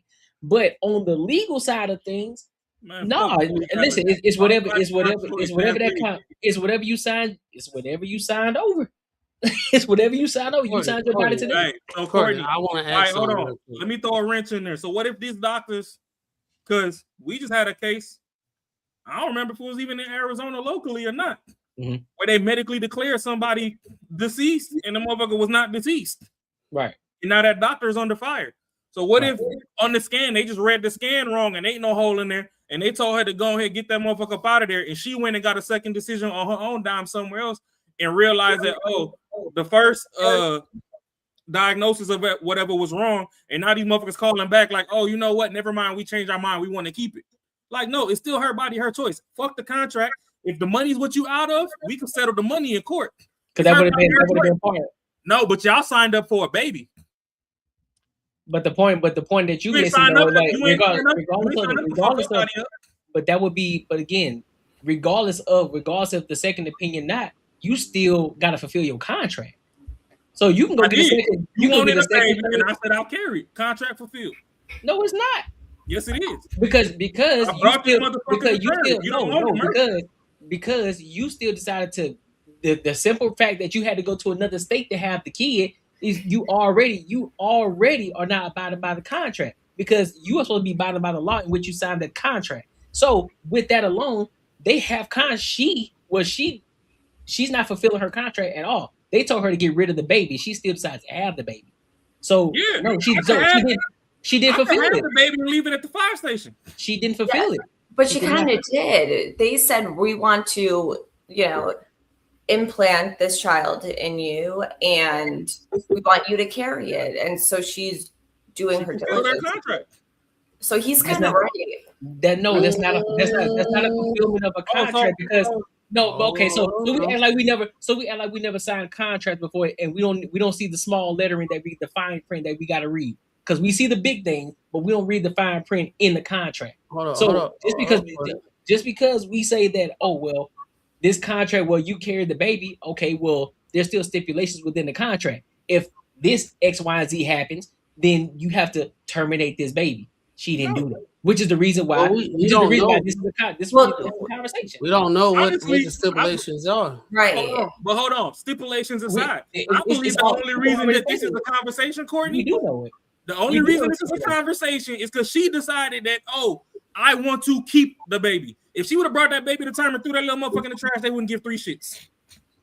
That is true. So back to what I said earlier, the reason it's a conversation because if it wasn't in the contract, we wouldn't be having the conversation in the first place. Okay, so all these contracts, then when all these motherfuckers that get married to all these ball players and shit, then they want to run to Cali to go to Cali courts to fucking put them on child support and shit. Then we need to adjust their contracts for marriage that whatever state you in is the state you got to go to child support for, because they run and do it then. We gonna hold accountability and fairness on that end. Yeah, you can, but they ain't got nothing to do with surrogacy. They ain't got nothing to do with surrogacy. What you mean? It's still their body, their choice, right? Whose? Yeah, that's you true. didn't sign a contract to have a baby with an NBA player. You didn't say, "Oh, listen, bro, we gonna sign this on the dotted line. If I have a baby by you, bro, then next thing you know, these are stipulations in the contract." No, you decided to have sex with somebody, and then on the back end, you didn't get married to him at all. You decided you wanted to bust it down. You wanted her to reach back and spread, and you put one in her. So no, it's not the same thing. You signed a contract before you decided to get in. Whatever state you push that little 2-liter Coke bottle out your coochie out of is the state you should file that child support in. So when all these little niggas run to Cali because they want to max out, that's about how big a baby is for motherfuckers that ain't had one. Hey, so when y'all decide y'all want to run to California to max out child support court, then shit, if she gave birth to her baby in Texas, Texas law should apply. She can't have a termination in Texas. So how about this? My body, my choice. Fuck your little ass contract. If you want your money back, let's sign a new contract and get you your little funky ass dollars back. You can't use it. Where's the fairness in their body, their choice? I knew this was going to be bad when I saw the butterfly. I knew it was going to be bad when I seen she was a baddie. No. First of all, hold on. For one, I knew this was going to be bad because I seen the butterfly tattoos. Number two. Fine, I got some nectar for her. She do look like she on the Spice Girl audition. She fine though, but she do look like a Spice Girl audition though. She's really pretty. I don't know what your point is. What do you mean it's gonna be back? She don't know jokes. Nah, he just being, you know what I'm saying, clean. I'm just joking. But yeah, hey, but for real, the butterfly tattoos, I knew it. I knew it was gonna be a problem. That's a fair point. Is it? Listen. Sometimes tattoos. Jessica. I think this is something that it's just can't be explained. Sometimes it's something that men can see that a lot of women just can't, and it's hard to explain to y'all, and y'all would not understand. Well, there's just some things that we can see. Try. I think this was going to be one of my points earlier. I don't think y'all communicate with women. Yeah, we do. Oh, we do. Oh, clearly. No, we do. No, y'all don't. Y'all, do. So let me do this, Courtnee. Let me do this. We've been communicating. Hold on. We do communicate with women. Yes. We do communicate with women. The issue is y'all want us to communicate like y'all, and we don't do that in a general sense. Men communicate how men communicate. We are very direct. Women, y'all like to add sugar, spice, and everything nice and butterflies to if there's a wound on the arm, y'all gonna put all that shit on there. Sugar, spice, everything nice when y'all communicate, right? With men, straight alcohol. It's gonna hurt, and we're gonna say, man up, this what it is. But guess what?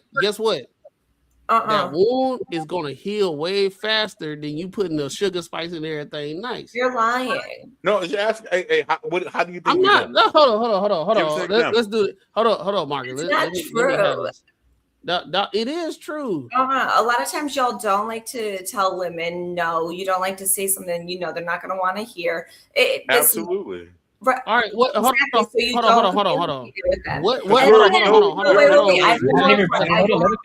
I have one more point. And not to mention, y'all talk about, we can with our boys, and we don't say anything before to you each go other. forward. We just understand. You guys really are not effective communicators. Nah, bro, let her throw the raisins and potato salad. We can pick them out later. Hold on. No. You're saying that we towards the end. Nah, man. We could pick the raisins out later. Let her put them in a potato salad. Go ahead. No, we not, bro. We're not finna sit here and listen to all this stuff because I want to be concise. You can't do that. Matt, you can't do that. You gotta let her finish her thought, bro. Let her finish the thought because we was talking about this over here. Just bring it back. Remember what she said, and then just dial in. Yeah, that's what I want to know. Like, what? Go ahead, how Jess. do you think we don't? Did you hear my point? Say it again. Yeah, no. So I said, no, y'all don't like to tell a woman no or something that you know she's not going to want to hear. Yeah. And the second point was that y'all even talk about how you could be with your boys. You guys don't talk about nothing. You could just hang out. You could just you guys struggle, I think, communicating effectively. Do you understand what it is? All right. Can I talk now? Hey, Marcus, y'all stop me to hear that. Real quick. Go ahead, man. All right. You gotta be kidding. First of all, hey Courtney, I'm gonna go after Marcus. Our communication is totally different, and it is for a reason. It's one of the things that I said earlier before, especially when we raise kids and everything. You remember I kind of like talked about like how the difference between how women raise men and men raise men. It's kind of different. It kind of cross when it comes to communication. Sometimes you look at us shutting down, and we using that as a manipulative tactic to get you frustrated. Sometimes as men, we understand our testosterone level is high. We piss the fuck off. Let me cool down before I can actually communicate. Y'all take that as a whole different situation, and then y'all say, well, he can't communicate because he just shut the freak down and he don't want to talk. You sitting there, you don't have enough emotional intelligence to sit there and be like, it's hot right now. He's uneasy. Let me chill. And he'll come to me when he actually want to have the conversation. Now, I'm going to keep on going. What you just said is we don't know how to communicate. It's not the case that we don't know how to communicate. We just communicate differently. We are very direct in our verbiage. And that's something that we can say that we need to work on or whatever. But in general, that's how we are. The problem is we don't communicate like y'all. So y'all take it as we don't know how to communicate. Y'all communicate differently. If we sit here and say, hey, babe, what's wrong? Well, when you hear that well, W-E-L-L, W-E double hockey stick, it's going to be a while. Us as men, how we operate, if something is bothering us, we just going to be like, I'm pissed off right now. I don't feel like revisiting the shit that's pissing me off. I know what I got to do to fix it, and I want to fix it, and I'll feel better after I fix it. With women, y'all don't care about if it's being fixed or not. Y'all just want to talk about it because it's based off y'all feelings.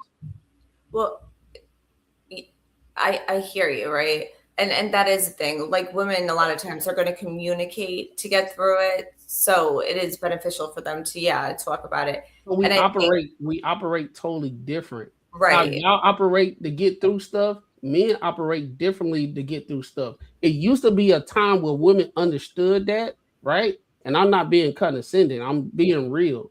There was a situation where he gonna figure it out. He okay. He just need to mind it out, and he'll figure it out. And he'll be good in about 20 minutes or so. Mm-hmm. With y'all, feed into me. I want to understand what's going on in your everyday life. What's going on? Please tell me, babe. I'm good. Leave me alone. I'm just. They only say leave me alone. I'm just trying to. I'm just trying to figure it out. Right? When they trying to figure it out, they minding it out. With y'all want to hear every single thing, and y'all getting on our nerves because we try to figure this stuff out. We live on two different planes in this thing called life. Two different things.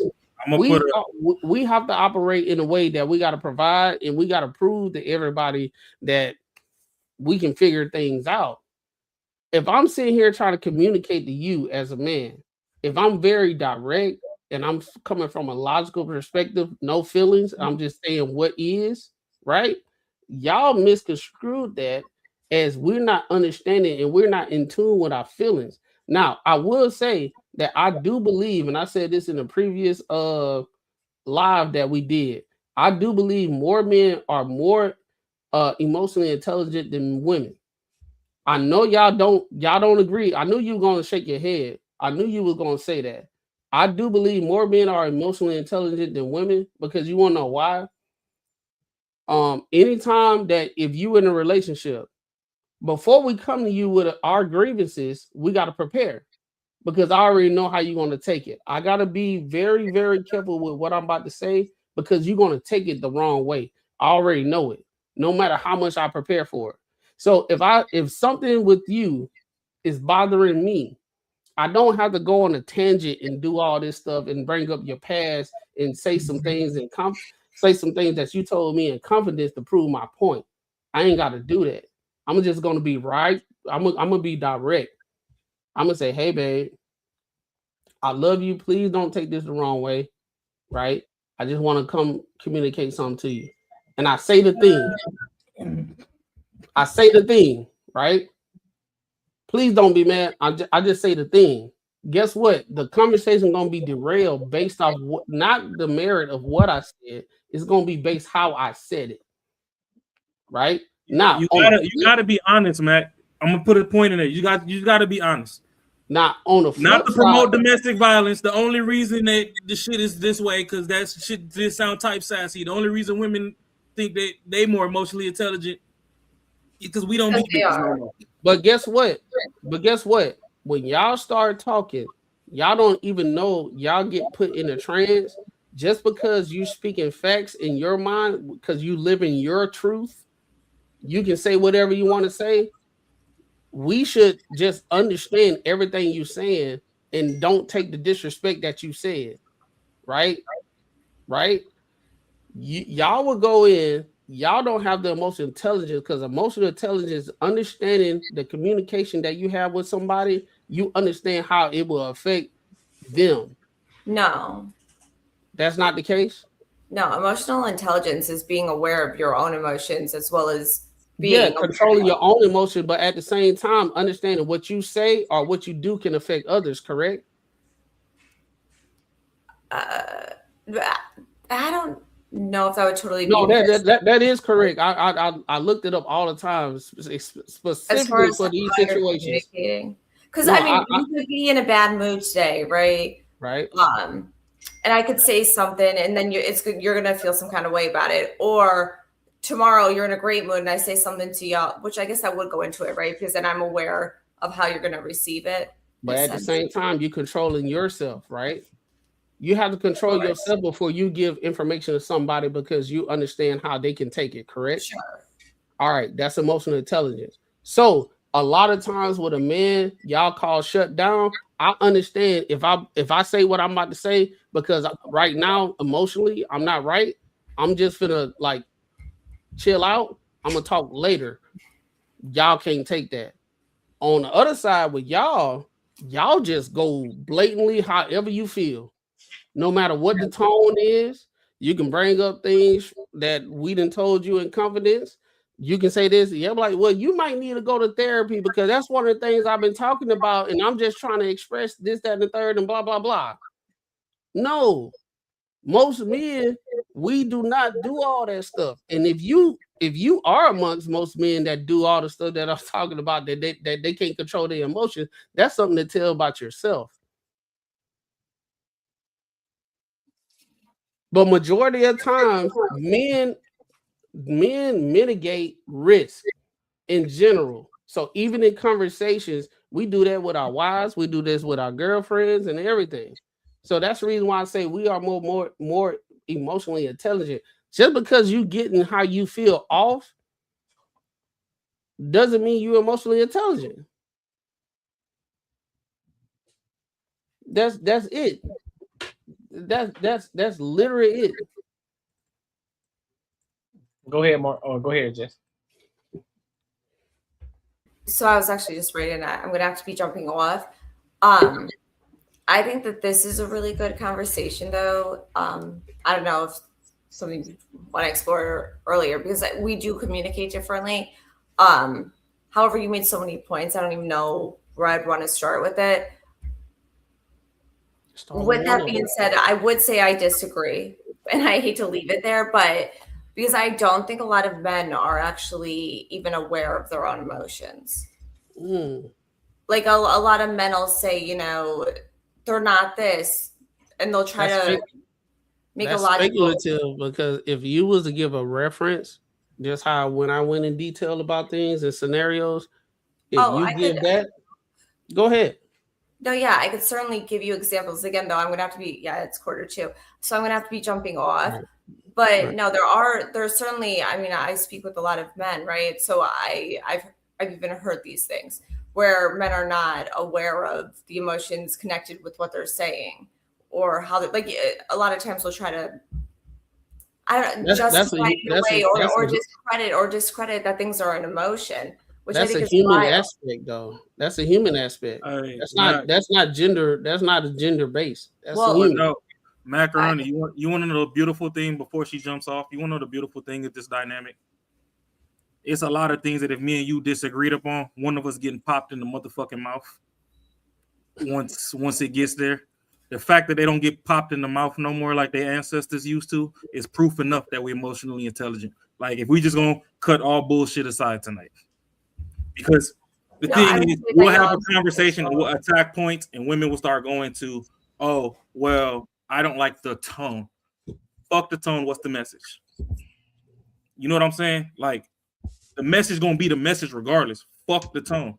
Because you can read a book, and if you in a bad mood, the way you read a paragraph gonna hit different than when you come back and read that same motherfucking book, same page, same paragraph when you in a good mood. So we really gotta stop the bullshit. Just like when we were talking earlier, and I was talking about, HR and all that ain't needed.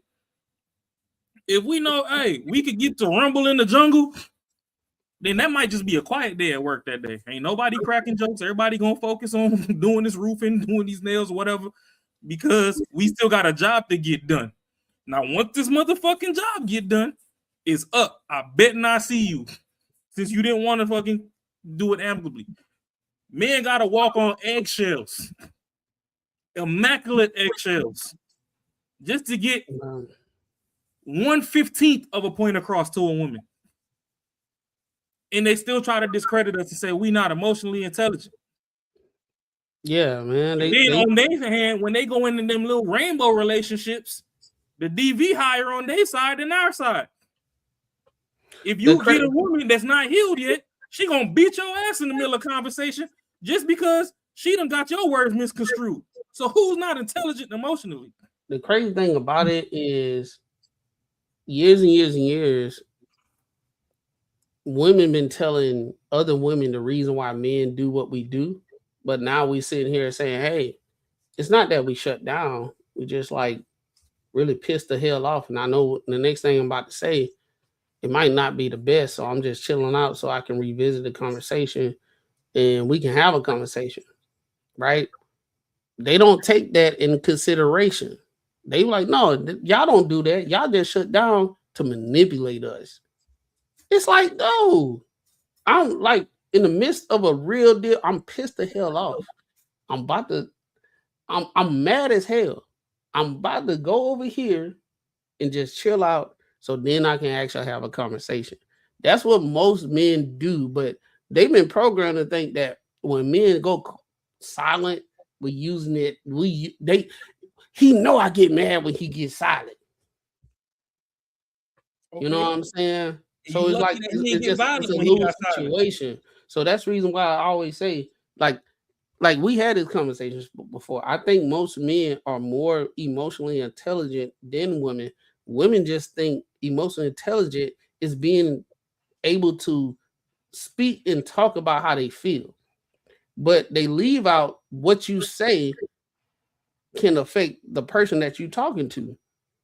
You always hear women say, yeah, this dude can't handle rejection and this, that, and the third. I told him, no, I got a boyfriend, and he went crazy.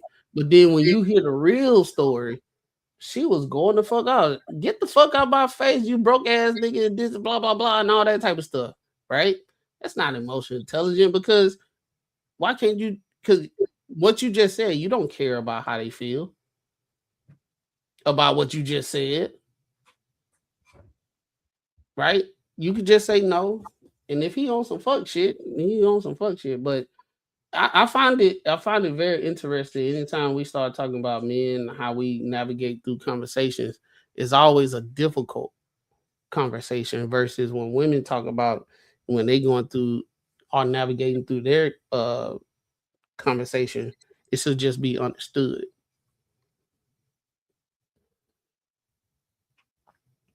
Shit, I'll let Marcus get his stress off while I talk to him. Hey, Marcus, Got it. the Master Built is the best grill that I ever had in my damn life, bro. Hey, My that God, motherfucker- y'all don't let my nigga Marcus get shit off. I'm with it. That Master Built is dope as shit, bro. It took my 3 years to get that thing. Right? Shit, you had Mac in his therapy bag tonight. I had to be a hood nigga. Y'all didn't let Marcus get none of his shit off. Lord Jesus. Hey, it's all good. Y'all got it. Look, this how you know Marcus was in. He's like this. This how you know Marcus like, man, fuck, I can't get up. He like this.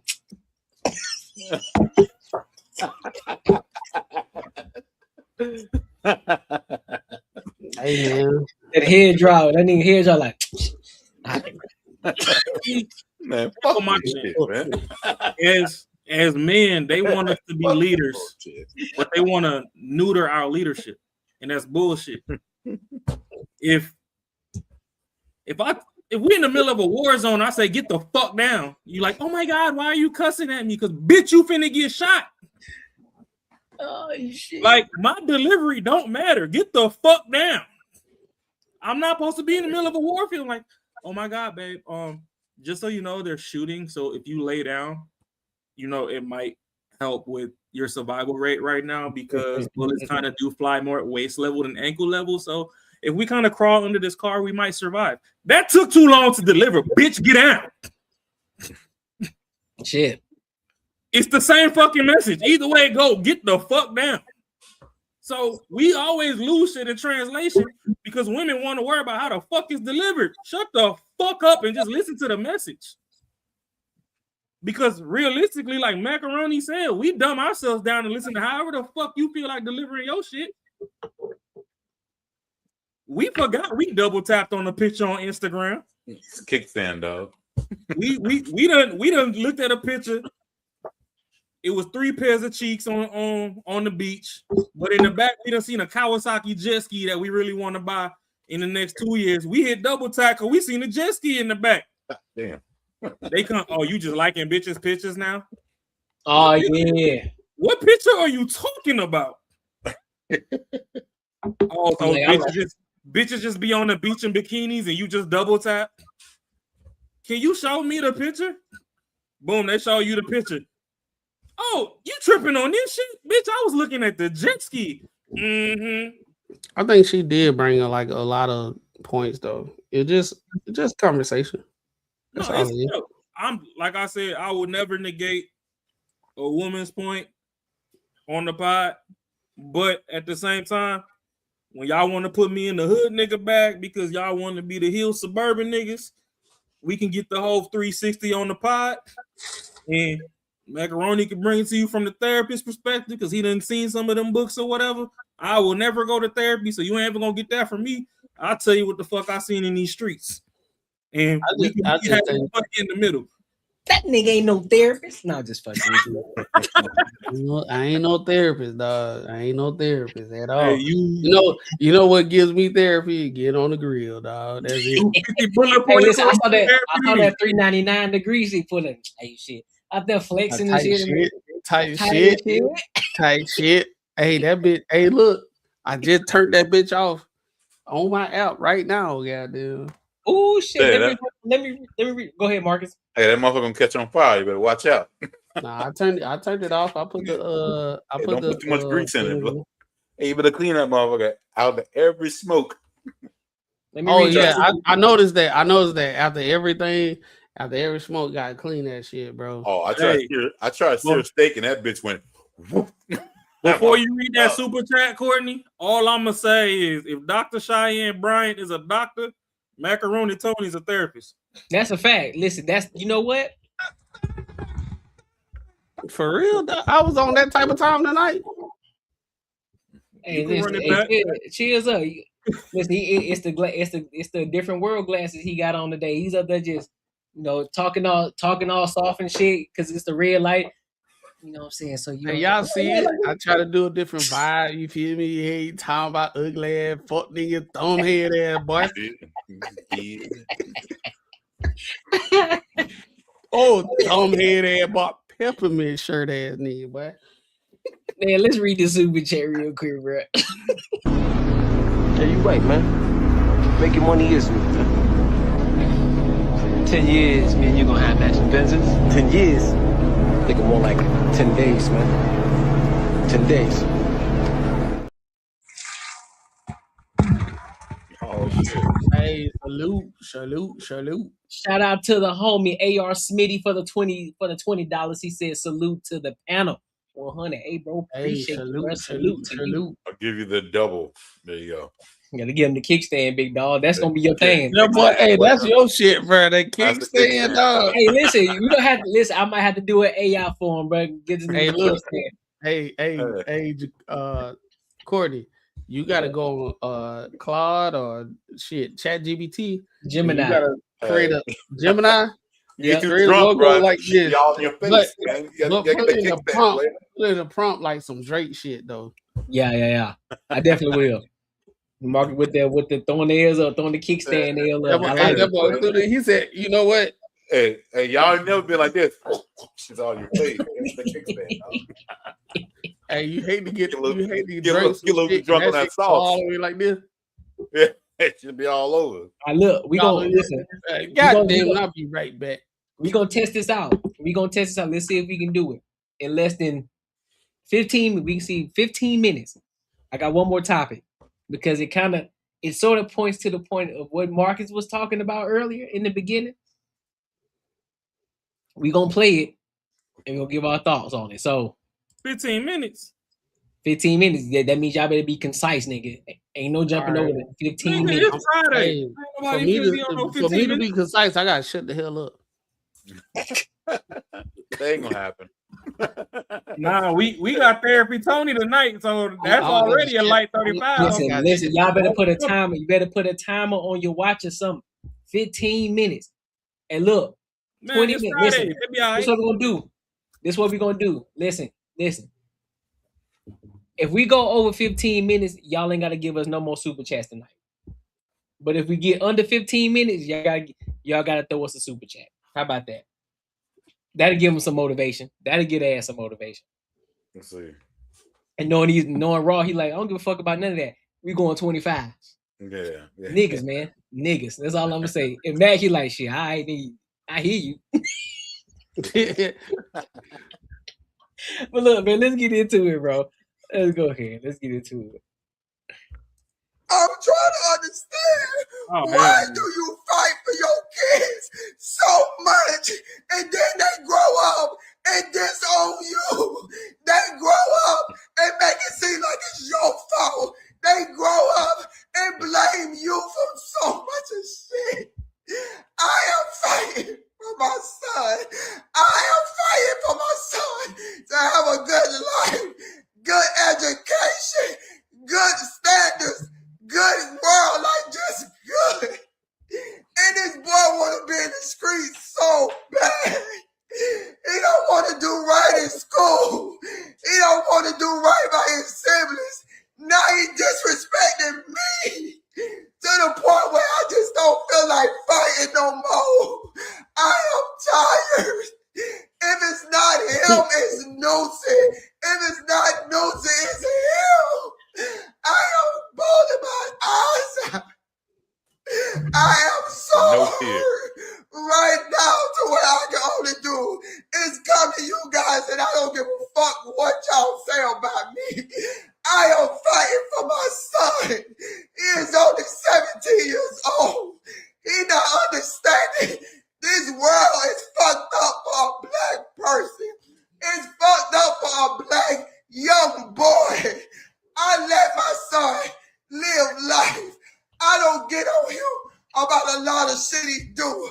Only thing I ask for you to go to school, get good grades, come home at a decent hour, and do right by your siblings. I let his girlfriend come over. Any girl that want to come over so he can feel comfortable. His friends come over let him hang out. I support him. I buy him shit. I make him feel like he's a young man. And then you turn around on me and say, I'm the problem. I'm doing too much. I'm overly stepping motherhood. I'm overstepping parenthood. You need to this. You need to that. This what the fuck these kids grow up and do. This what the fuck they do. This the second one. I am tired of fighting to give my kids the love that I give them, the support, the care, the only. It is bad. You want good for your kids, and they don't see that shit. They don't see it. But another fucking woman that didn't have shit to do with you because you dated her fucking daughter have so much, so many opinions, so much advice. You don't listen to your own fucking mother. Your mother. I'm your mother. This is why I'm tired. I am tired. And then the stepdaddy calling me, trying to make a difference. That's my son. I'm fighting for my son. That nigga crazy. That nigga crazy. Nah, we going to therapy corner first. Y'all don't want to hear what I gotta say. Yeah. Go ahead, bro. Go get it off, bro. Oh yeah, you got it. Yeah, shit. Hey, Tom. Yeah. I can understand the frustration, but she said a bunch of nothing. If she was gonna say everything that she said, then she should have just not even press record. Bro, the thing is, the women who heard that shit did not pick on the bad shit she said. I picked up on it. No, I'm saying women who hear that shit, like us, we're men, so we picked up on the key points that she said. Hey, that was like, comments, what the Courtney. fuck are you talking about?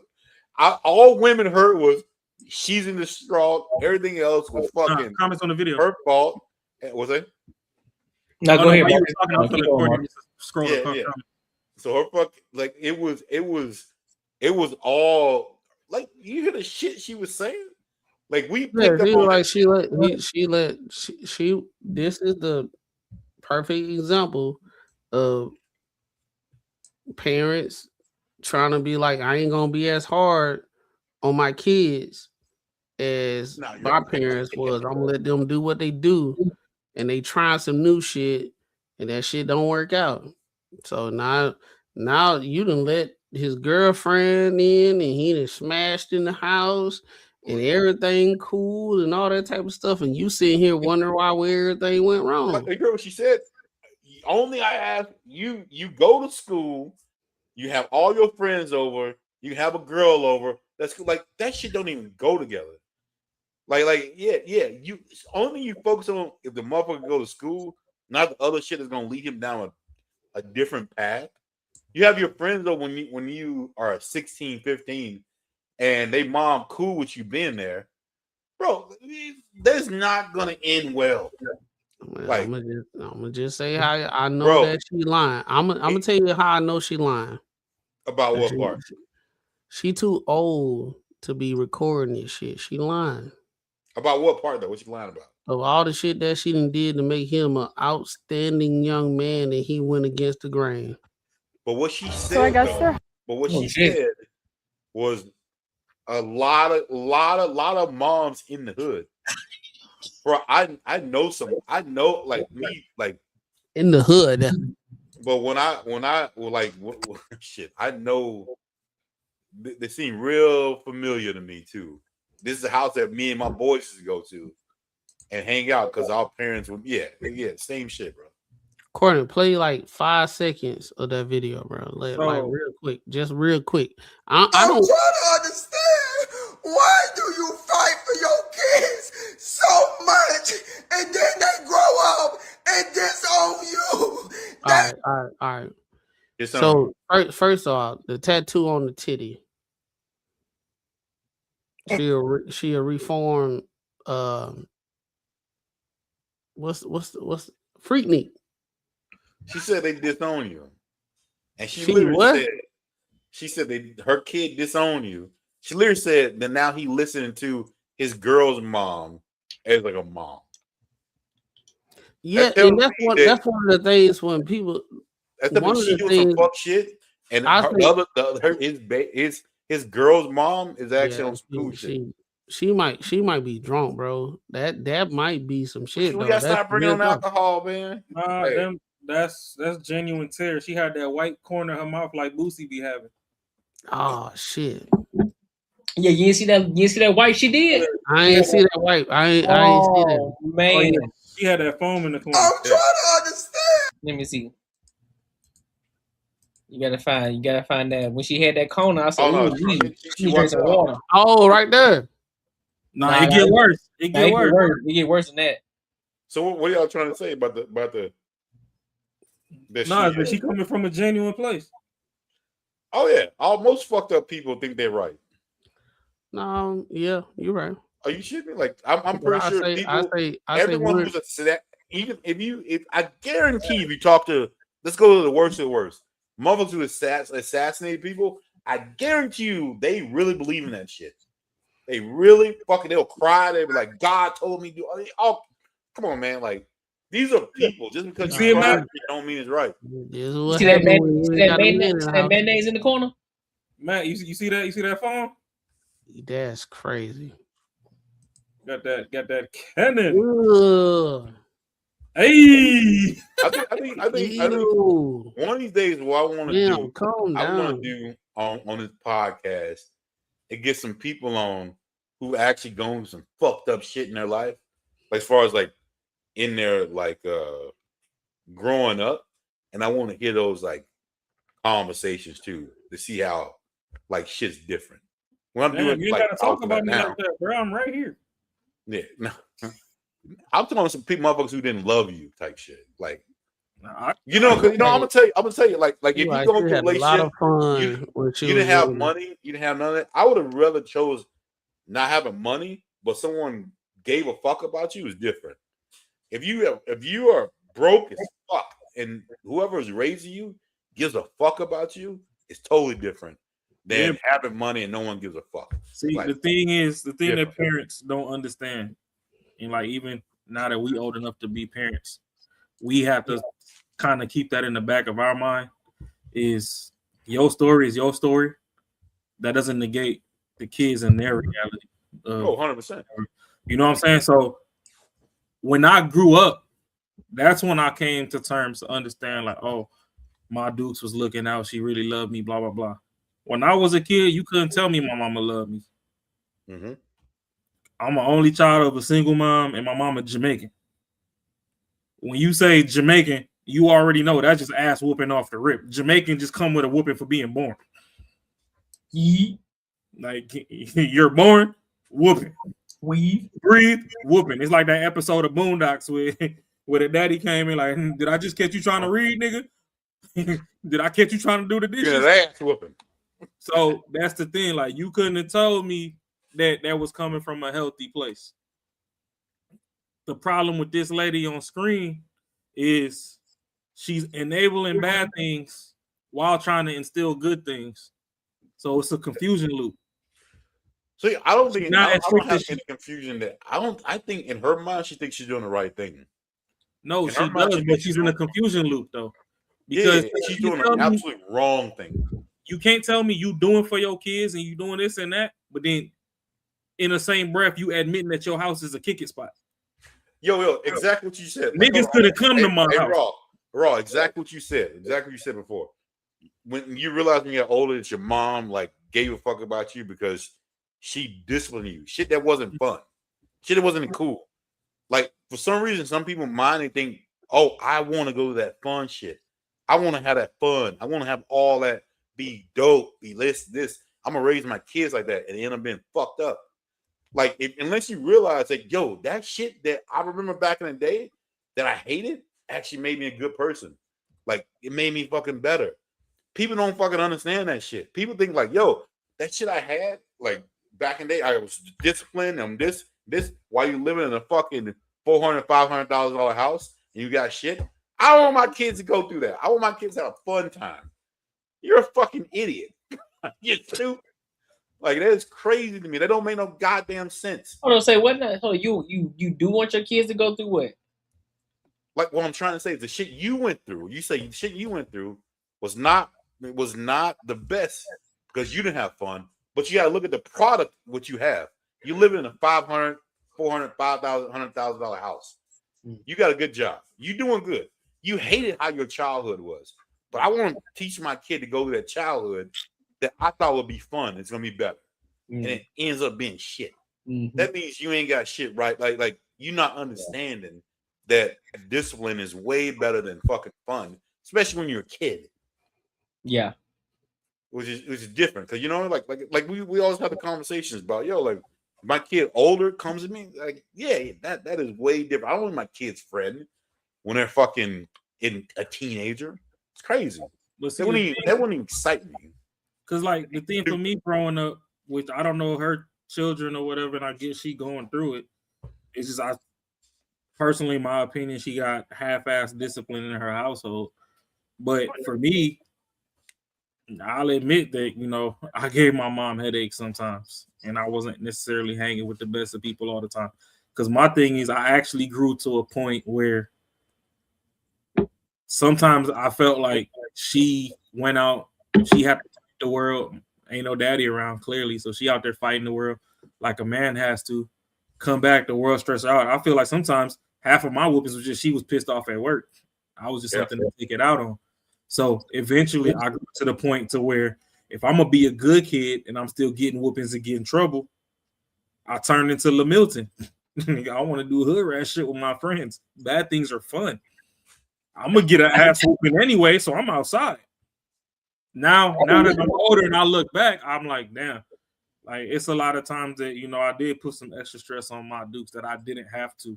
But at the same time, I also had OGs in the hood too when I was in the hood environments. Because don't get me wrong, we bounce back and forth. I done lived in an actual home in a residential suburban neighborhood, and I done lived in the jets. But there was always people looking out. So like even when I was in the projects, there was still a dude, That's the village. Well, yeah, we had the village back then. So you got a dude, he just got out of jail. He been out for like 2 years. He done sat on a 20-year bid.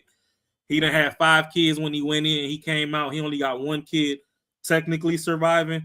Because we could say 2 dead, 2 locked up, and only 1 actually became something. And he like, shit, you, your mama, only child. Like, bro, I get that this shit is fun, or, the glitz and glamour, we make it look good, but I done been down this road. Like, don't. Yeah, and that's the thing. I understand that too, because even then, just how you've had your experience, in the suburban area, right? I've also had my experience in the hood too, believe it or not. You know what I'm saying? And that was when I would go to Cali, right? And I would spend months with my grandmother who was in California, so she lived right in the middle of the hood. But everybody knew who Dovey Nickelberry was. Even because when we talk about Crips, Bloods, everybody was on that street, but they had mad respect for her. So anybody who knew that we were related to Dovey Nickelberry, everybody was like, okay, you don't fuck with her grandkids at all. And so we was up and down the block like it wasn't nothing. Literally, at night, shots right up the street. Uncle got killed right up the street because he was one of the big kingpins at that time, and he ended up getting shot in the head. So I understand it and what it means to have a village. You know what I'm saying? There were certain people who wouldn't let you get involved in BS that you shouldn't be in. Like, hey, listen, Courtney, nah, don't be going down there because you already know your grandmama, she gonna act a fool. And I ain't finna get in trouble by it neither. So now I'm gonna need you to turn around and go on back down there. Because as kids, we were dumb. We were still doing dumb things, even though we were taught well. We were still doing dumb things and trying to get into some BS that we shouldn't be getting into just because we were just dumb kids at the end of the day. We didn't know no better. Yep. Yeah, I don't know if it's just my bias or what it is. It's definitely your bias. It's definitely my bias, 100%. But when I hear hood and I hear West Coast, I'm like, what the fuck you talking about, bro? Like from the South, like in Mississippi, like, geez. Have you ever that's the question. Have you ever been to the West Coast? I mean, not Arizona, but I'm talking about. And I'm just letting you know, people from Mississippi don't go like too far, California, man. like Compton. Lived out there in that area. Have you ever experienced it? Have I lived there? No. Exactly. So therefore, you can't. That's the point. That's what the bias comes, because I lived in Mississippi too. But what I'm saying is the grind is a little different. No, it ain't. Oh, okay. All right. Again, I ain't gonna hold you, Marcus. telling I get what I'm you're telling saying. It is my bias. When I think when you live in like you go to New Orleans, you go to Third Ward, you go shit. These motherfuckers they living in shotgun houses. These motherfuckers are going through some shit, bro, like crazy. But then you go to the West Coast, these are nice neighborhoods, but these motherfuckers are just thugs. Like, you know what I mean? That lets you know that lets you know that you only speaking from what you think. I live exactly what I said. It is my bias. It is my bias. But that comes from, and respectfully, that comes from an ignorant bias because you haven't even been out there. But okay. So, but then we got to go against. What I'm trying to say is, why are you a thug and you live in a nice place? Because all of California ain't nice. Just because. So let me do this. I don't think he played Grand Theft Auto San Andreas. Do you believe that there are nice areas in Mississippi? Did you not play San Andreas, bro? You really asking me that? No. I'm asking you a question because I live there too. Do you believe that there are nice areas in Mississippi? I live in a nice place in Mississippi. Oh, exactly. So therefore, but most people who've never been to Mississippi, they wouldn't even know that there's nice places in Mississippi. They gonna think it's just country bumpkin shit out there. That's ignorant. Thank you. That's the same thing you just mentioned about. Y'all ain't listening to what I'm saying, bro. Y'all listen. I don't think y'all listen to what the fuck I say. You kind of, hey, Marcus, you kind of y'all listen to on what I that say. one, bro. Cause y'all on the same level. Y'all don't listen to what the fuck I say. There's differences. Oh, man. Have you like in a hood? Like, let me slow it down. When I in a hood in Mississippi, in the fucking ghetto in Mississippi, it is like crazy grimy shit. Like, it is not to where you go to the middle class neighborhood or someone whatever. The motherfuckers are there thugging. They ain't doing that shit. Because you're able to afford this type of shit. You ain't doing that type of shit the motherfuckers are doing over here. In California. So when I look at it, and I'm telling you, it's a bias. Again, it's a bias. So when I go to the West Coast and everything's clean, everything's cool, the only thing you got is fucking bars on the windows. Clean? In Compton. Marcus, this is Marcus. This is why you coming from. This is why you coming from an ignorant. This is why hold on. You got let me cook on this one. This is why you coming from an ignorant place. You already said that you've never been to California. So just by you saying that it's clean over there, you already the law because all of California is not clean. Bro, I've never lived in California. That's ignorant to think I've never I been said to California. I said I have. I lived in Mississippi. I lived in California, and I lived in Alabama. Listening to what I'm saying, bro. I'm saying it is my bias. It is that should kill everything else. It is my bias. Well, that's the point. You shouldn't even talk about it if you can't even come from a place of just saying it's your bias. And I'm telling you from a person who lived there, I'm telling you what it's not. And you're saying like, bro, it's my bias, but it's cool over there. And I'm telling you, that's like me saying I've never lived in Mississippi before. And I said, hey, bro, Mississippi is country. You don't think I know murders happen in California? You don't think I know that motherfuckers are ruthless? Of course, I know motherfuckers that. are fucking ruthless. But Marcus, look what you said. You keep saying that we don't hear what you're saying, but we listen to what you say because you said, listen, you said just because they got rails over there in this clean so shit. But you're doing a dumb voice. Don't get mad when I say logic, okay? Go ahead, keep going. No, I'm doing the deep voice because you not got a light voice. So, yeah, you know my voice is light. So all right, you're doing a dumb voice, okay? But I'm not stupid. I know what you're doing, but I'm not mad at it. I'm doing not mad at it. Keep going. I'm doing but don't get mad when I say logic. I'm doing the deep voice. I'm doing the deep voice. That's not a deep voice. Okay, all right. I'm stupid. Okay, keep going. I didn't say that. But what I'm saying is the fact that you're saying that it's rails over there in LA, cool. Yeah, that's great. But you're saying that it's different over there in LA, and you said that it was clean and all of California is clean because that's what you said.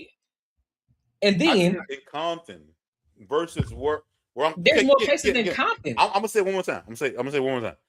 It is my bias. That means that it might be wrong, might right.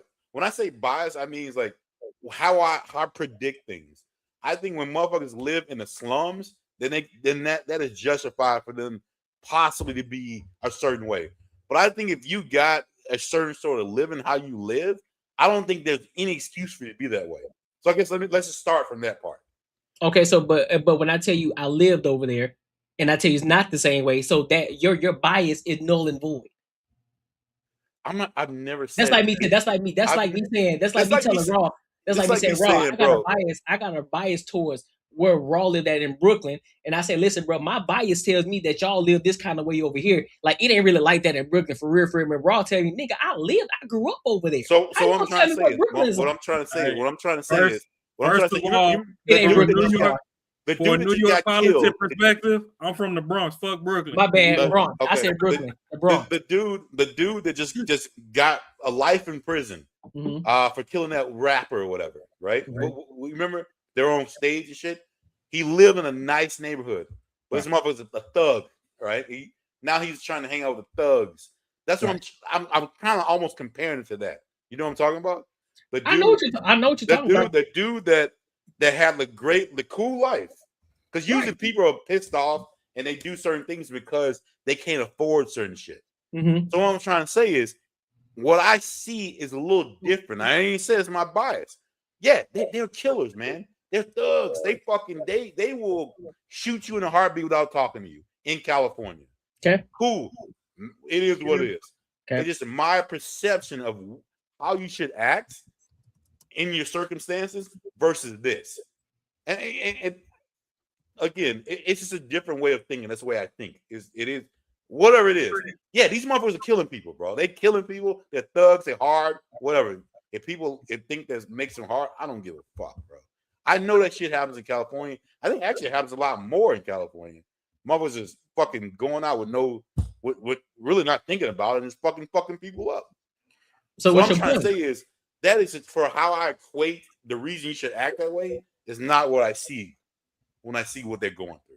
Okay, but it still makes your bias null and void because I live there, and if I'm telling if your bias tells you one thing, but you've never experienced a certain area. Hold on, I'll let you cook. I got quiet. I'll let you cook. Go ahead. If you had a bias, and I tell you, hey Marcus, I actually lived out there in the area. It ain't like how you saying it is based off of your bias, big dog. And then I also told you I lived in Mississippi too, which is one of the reasons I asked you, hey, bro, do you think there's good areas in Mississippi? Like, hell yeah. But there's also some shitty areas as well, which I know because I live there as well. So I'm able to speak on it, right? Just as Alabama, great areas, and there's some horrible areas. Pritchard, Alabama, right? It's a road, no saying, Roger Williams, for those of y'all who know, areas like that, right?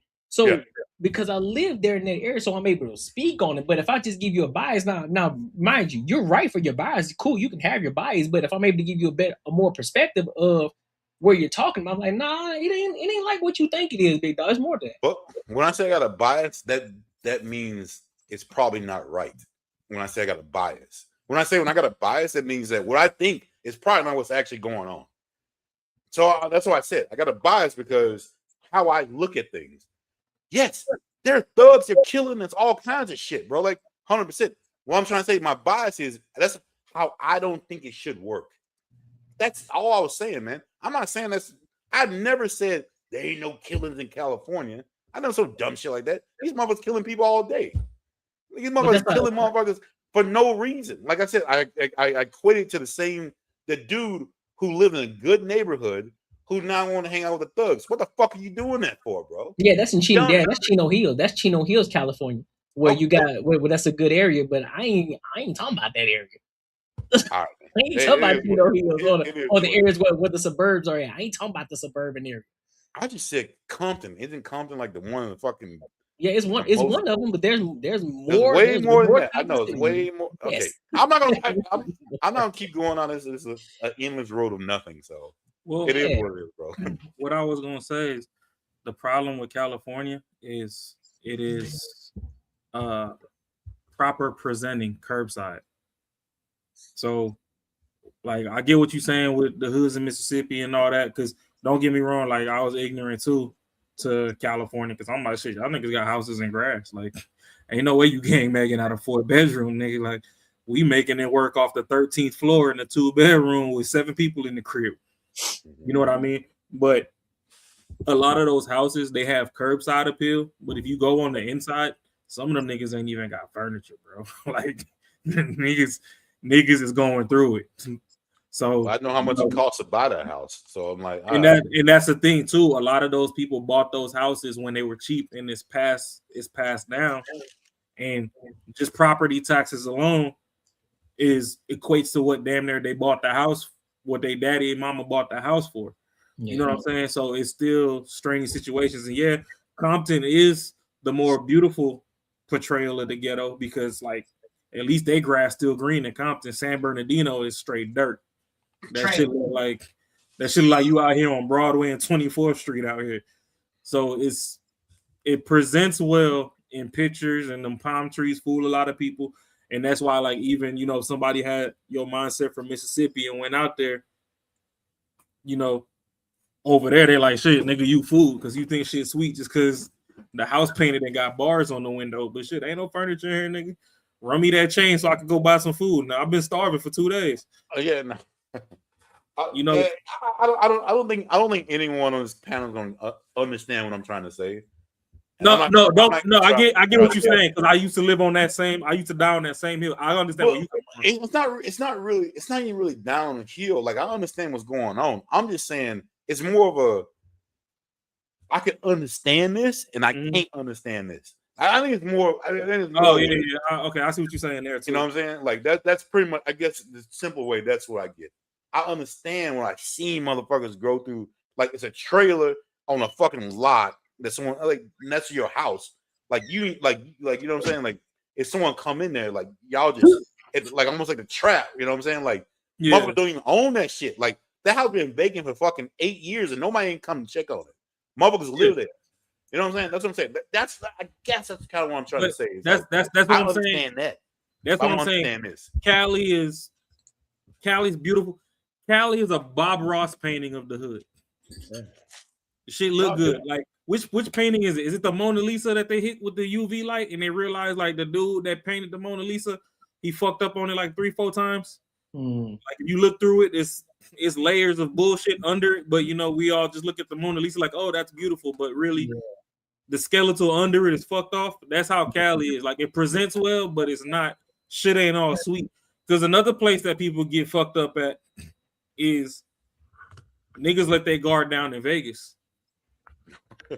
If you sneak one block east or west off the strip, another one, you don't have no hood etiquette or nothing, you are free lunch. And they will do it to you.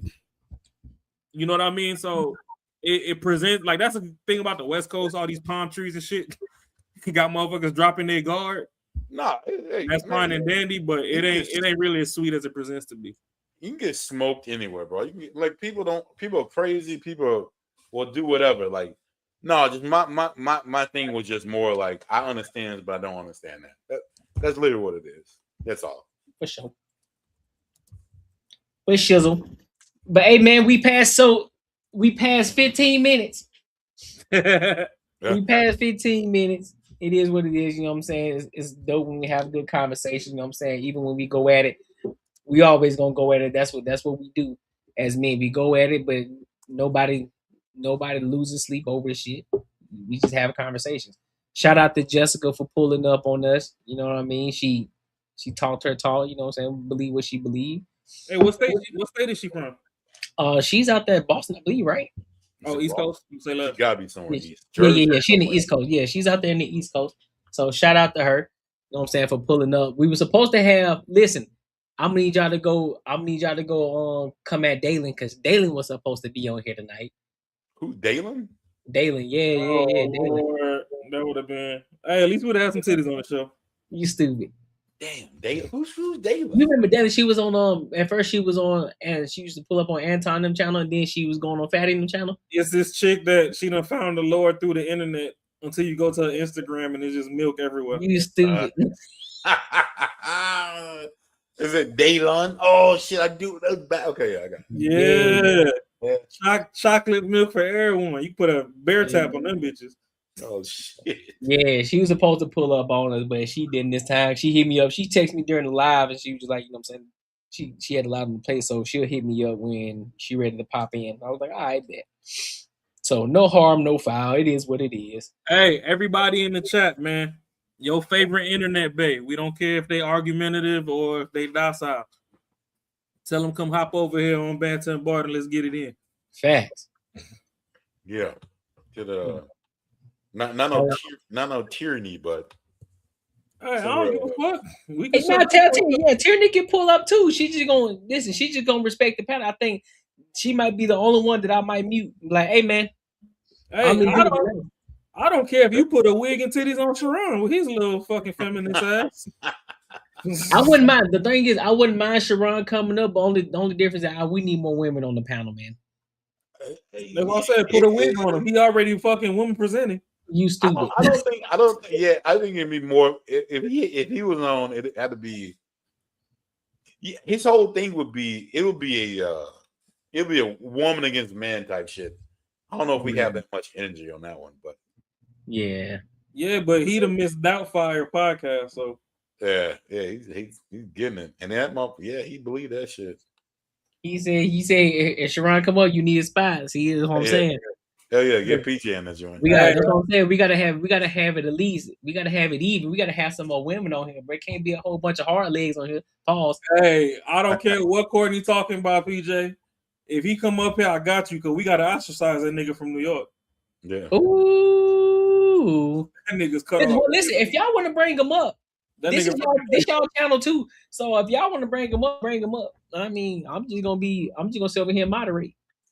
Nah, I need more soft voices up here. Hey, just like Surrogate, babe. If she want to have a fourth one, tell her holla at me. I'm Jamaican. I was always on the honor roll. This man is crazy. I can give him to you. He was like, you forget about that baby in a minute. I got you. Hey. I mean, shit, if I could be a true dad, DAD, dick and dip, I'm in there. That's crazy. What? Man, we finna cut this live off. This man here's it. You realize it's Father's Day and not Daddy Day, right? Yep, I sure do. Exactly. So fathers is the ones that stay behind and nurture. I ain't got Dad, we just hit you with the dick and dip. So shit. My man if he needs some dip on the chip, I got him. Dick and dips. You got too much dip on your chip, player. Yeah. Remember, I still got the Jamaican flag in my bloodstream, so Yeah, I see that. We good to draw some dick off on the bitch and get ghosts. I don't like your friend Josh. He has a knife and he will stab you. And who is going to pay for it? Yo, that's crazy though. You stupid as hell. Yo, hey, you see the motherfuckers in these other countries be wielding fucking swords? Yep. Fucking machetes. Yep. Motherfuckers like this with a fucking machete come. God damn, bro. Yeah, and that's something earlier when I was just weaponizing the use of the word fear. I'm scared. Fear with Jessica. I'm like, hey, like, we don't care if it's your first pregnancy. If your mind is that fucked off, then we need to sterilize you, because there's people in third world countries. I done seen it with my own eyes. It might have been the first time that somebody was out there stealing, but they got caught by the wrong person. Their hand get chopped off. Oh no. I done seen somebody get shoved in a tire. They poured gas on his ass, lit his ass on fire, and rolled him down the street. You said they shoved him in the tire?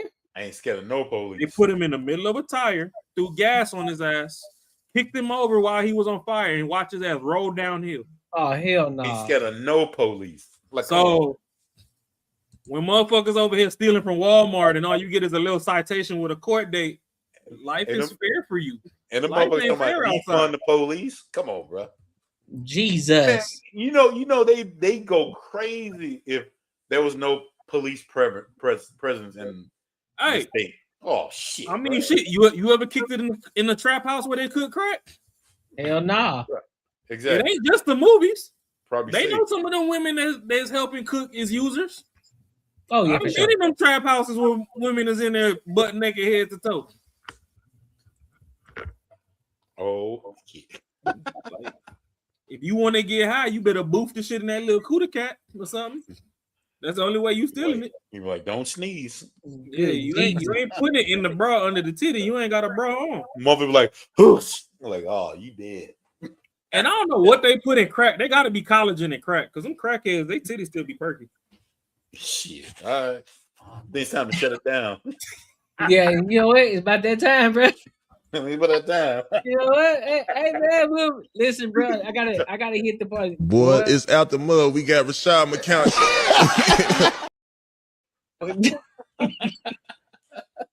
Shit, boy. All right, I'll let y'all breathe. Until Tuesday, this has been the Banter and Barter Show. There you go. Like, comment, share, subscribe, hit the hype button. And hey, send this to your ex bitch. She gonna be somebody next, bitch. And I know when she get me, she gonna be mad. Hook it. Listen, bro, if y'all really rocking with the show, like real talk, don't be afraid to share the platform. Don't be afraid to tell the shorties, because we looking for some shorties to come over and kick it with us. You know what I mean? And listen, we aren't the type of people to copyright and all that shit. So if you want to clip the videos up or whatever you saw that was interesting, share it with some people or clip it up and repost it, whatever the case may be. You know what I mean? Because we trying to get this thing big, because y'all already know what what you call it? The shit that's going on with YouTube with the $8,000. So we gotta get we gotta get Banter and Barter. Yeah, we gotta get Banter and Barter up there. We got to get into monetization before that actual stipulation hits. So we gonna need y'all help to get us there, all right? Hey, so we need the Cardi B's and the Glorilla's, and if you know Kamala Harris and Michelle Obama, we'll take them too. Facts. We could do a special show. Send them this way. Send them this way. I ain't got no criminal background. They can send the CIA. Stupid. But until next time, my good people, I appreciate y'all, and we will holla, dog. Man, don't do me like that, man. Oh, dog. I'm gonna take you to the crane, huh? I'm gonna go sketch to the crane, huh? I'm tired of this shit, man. No.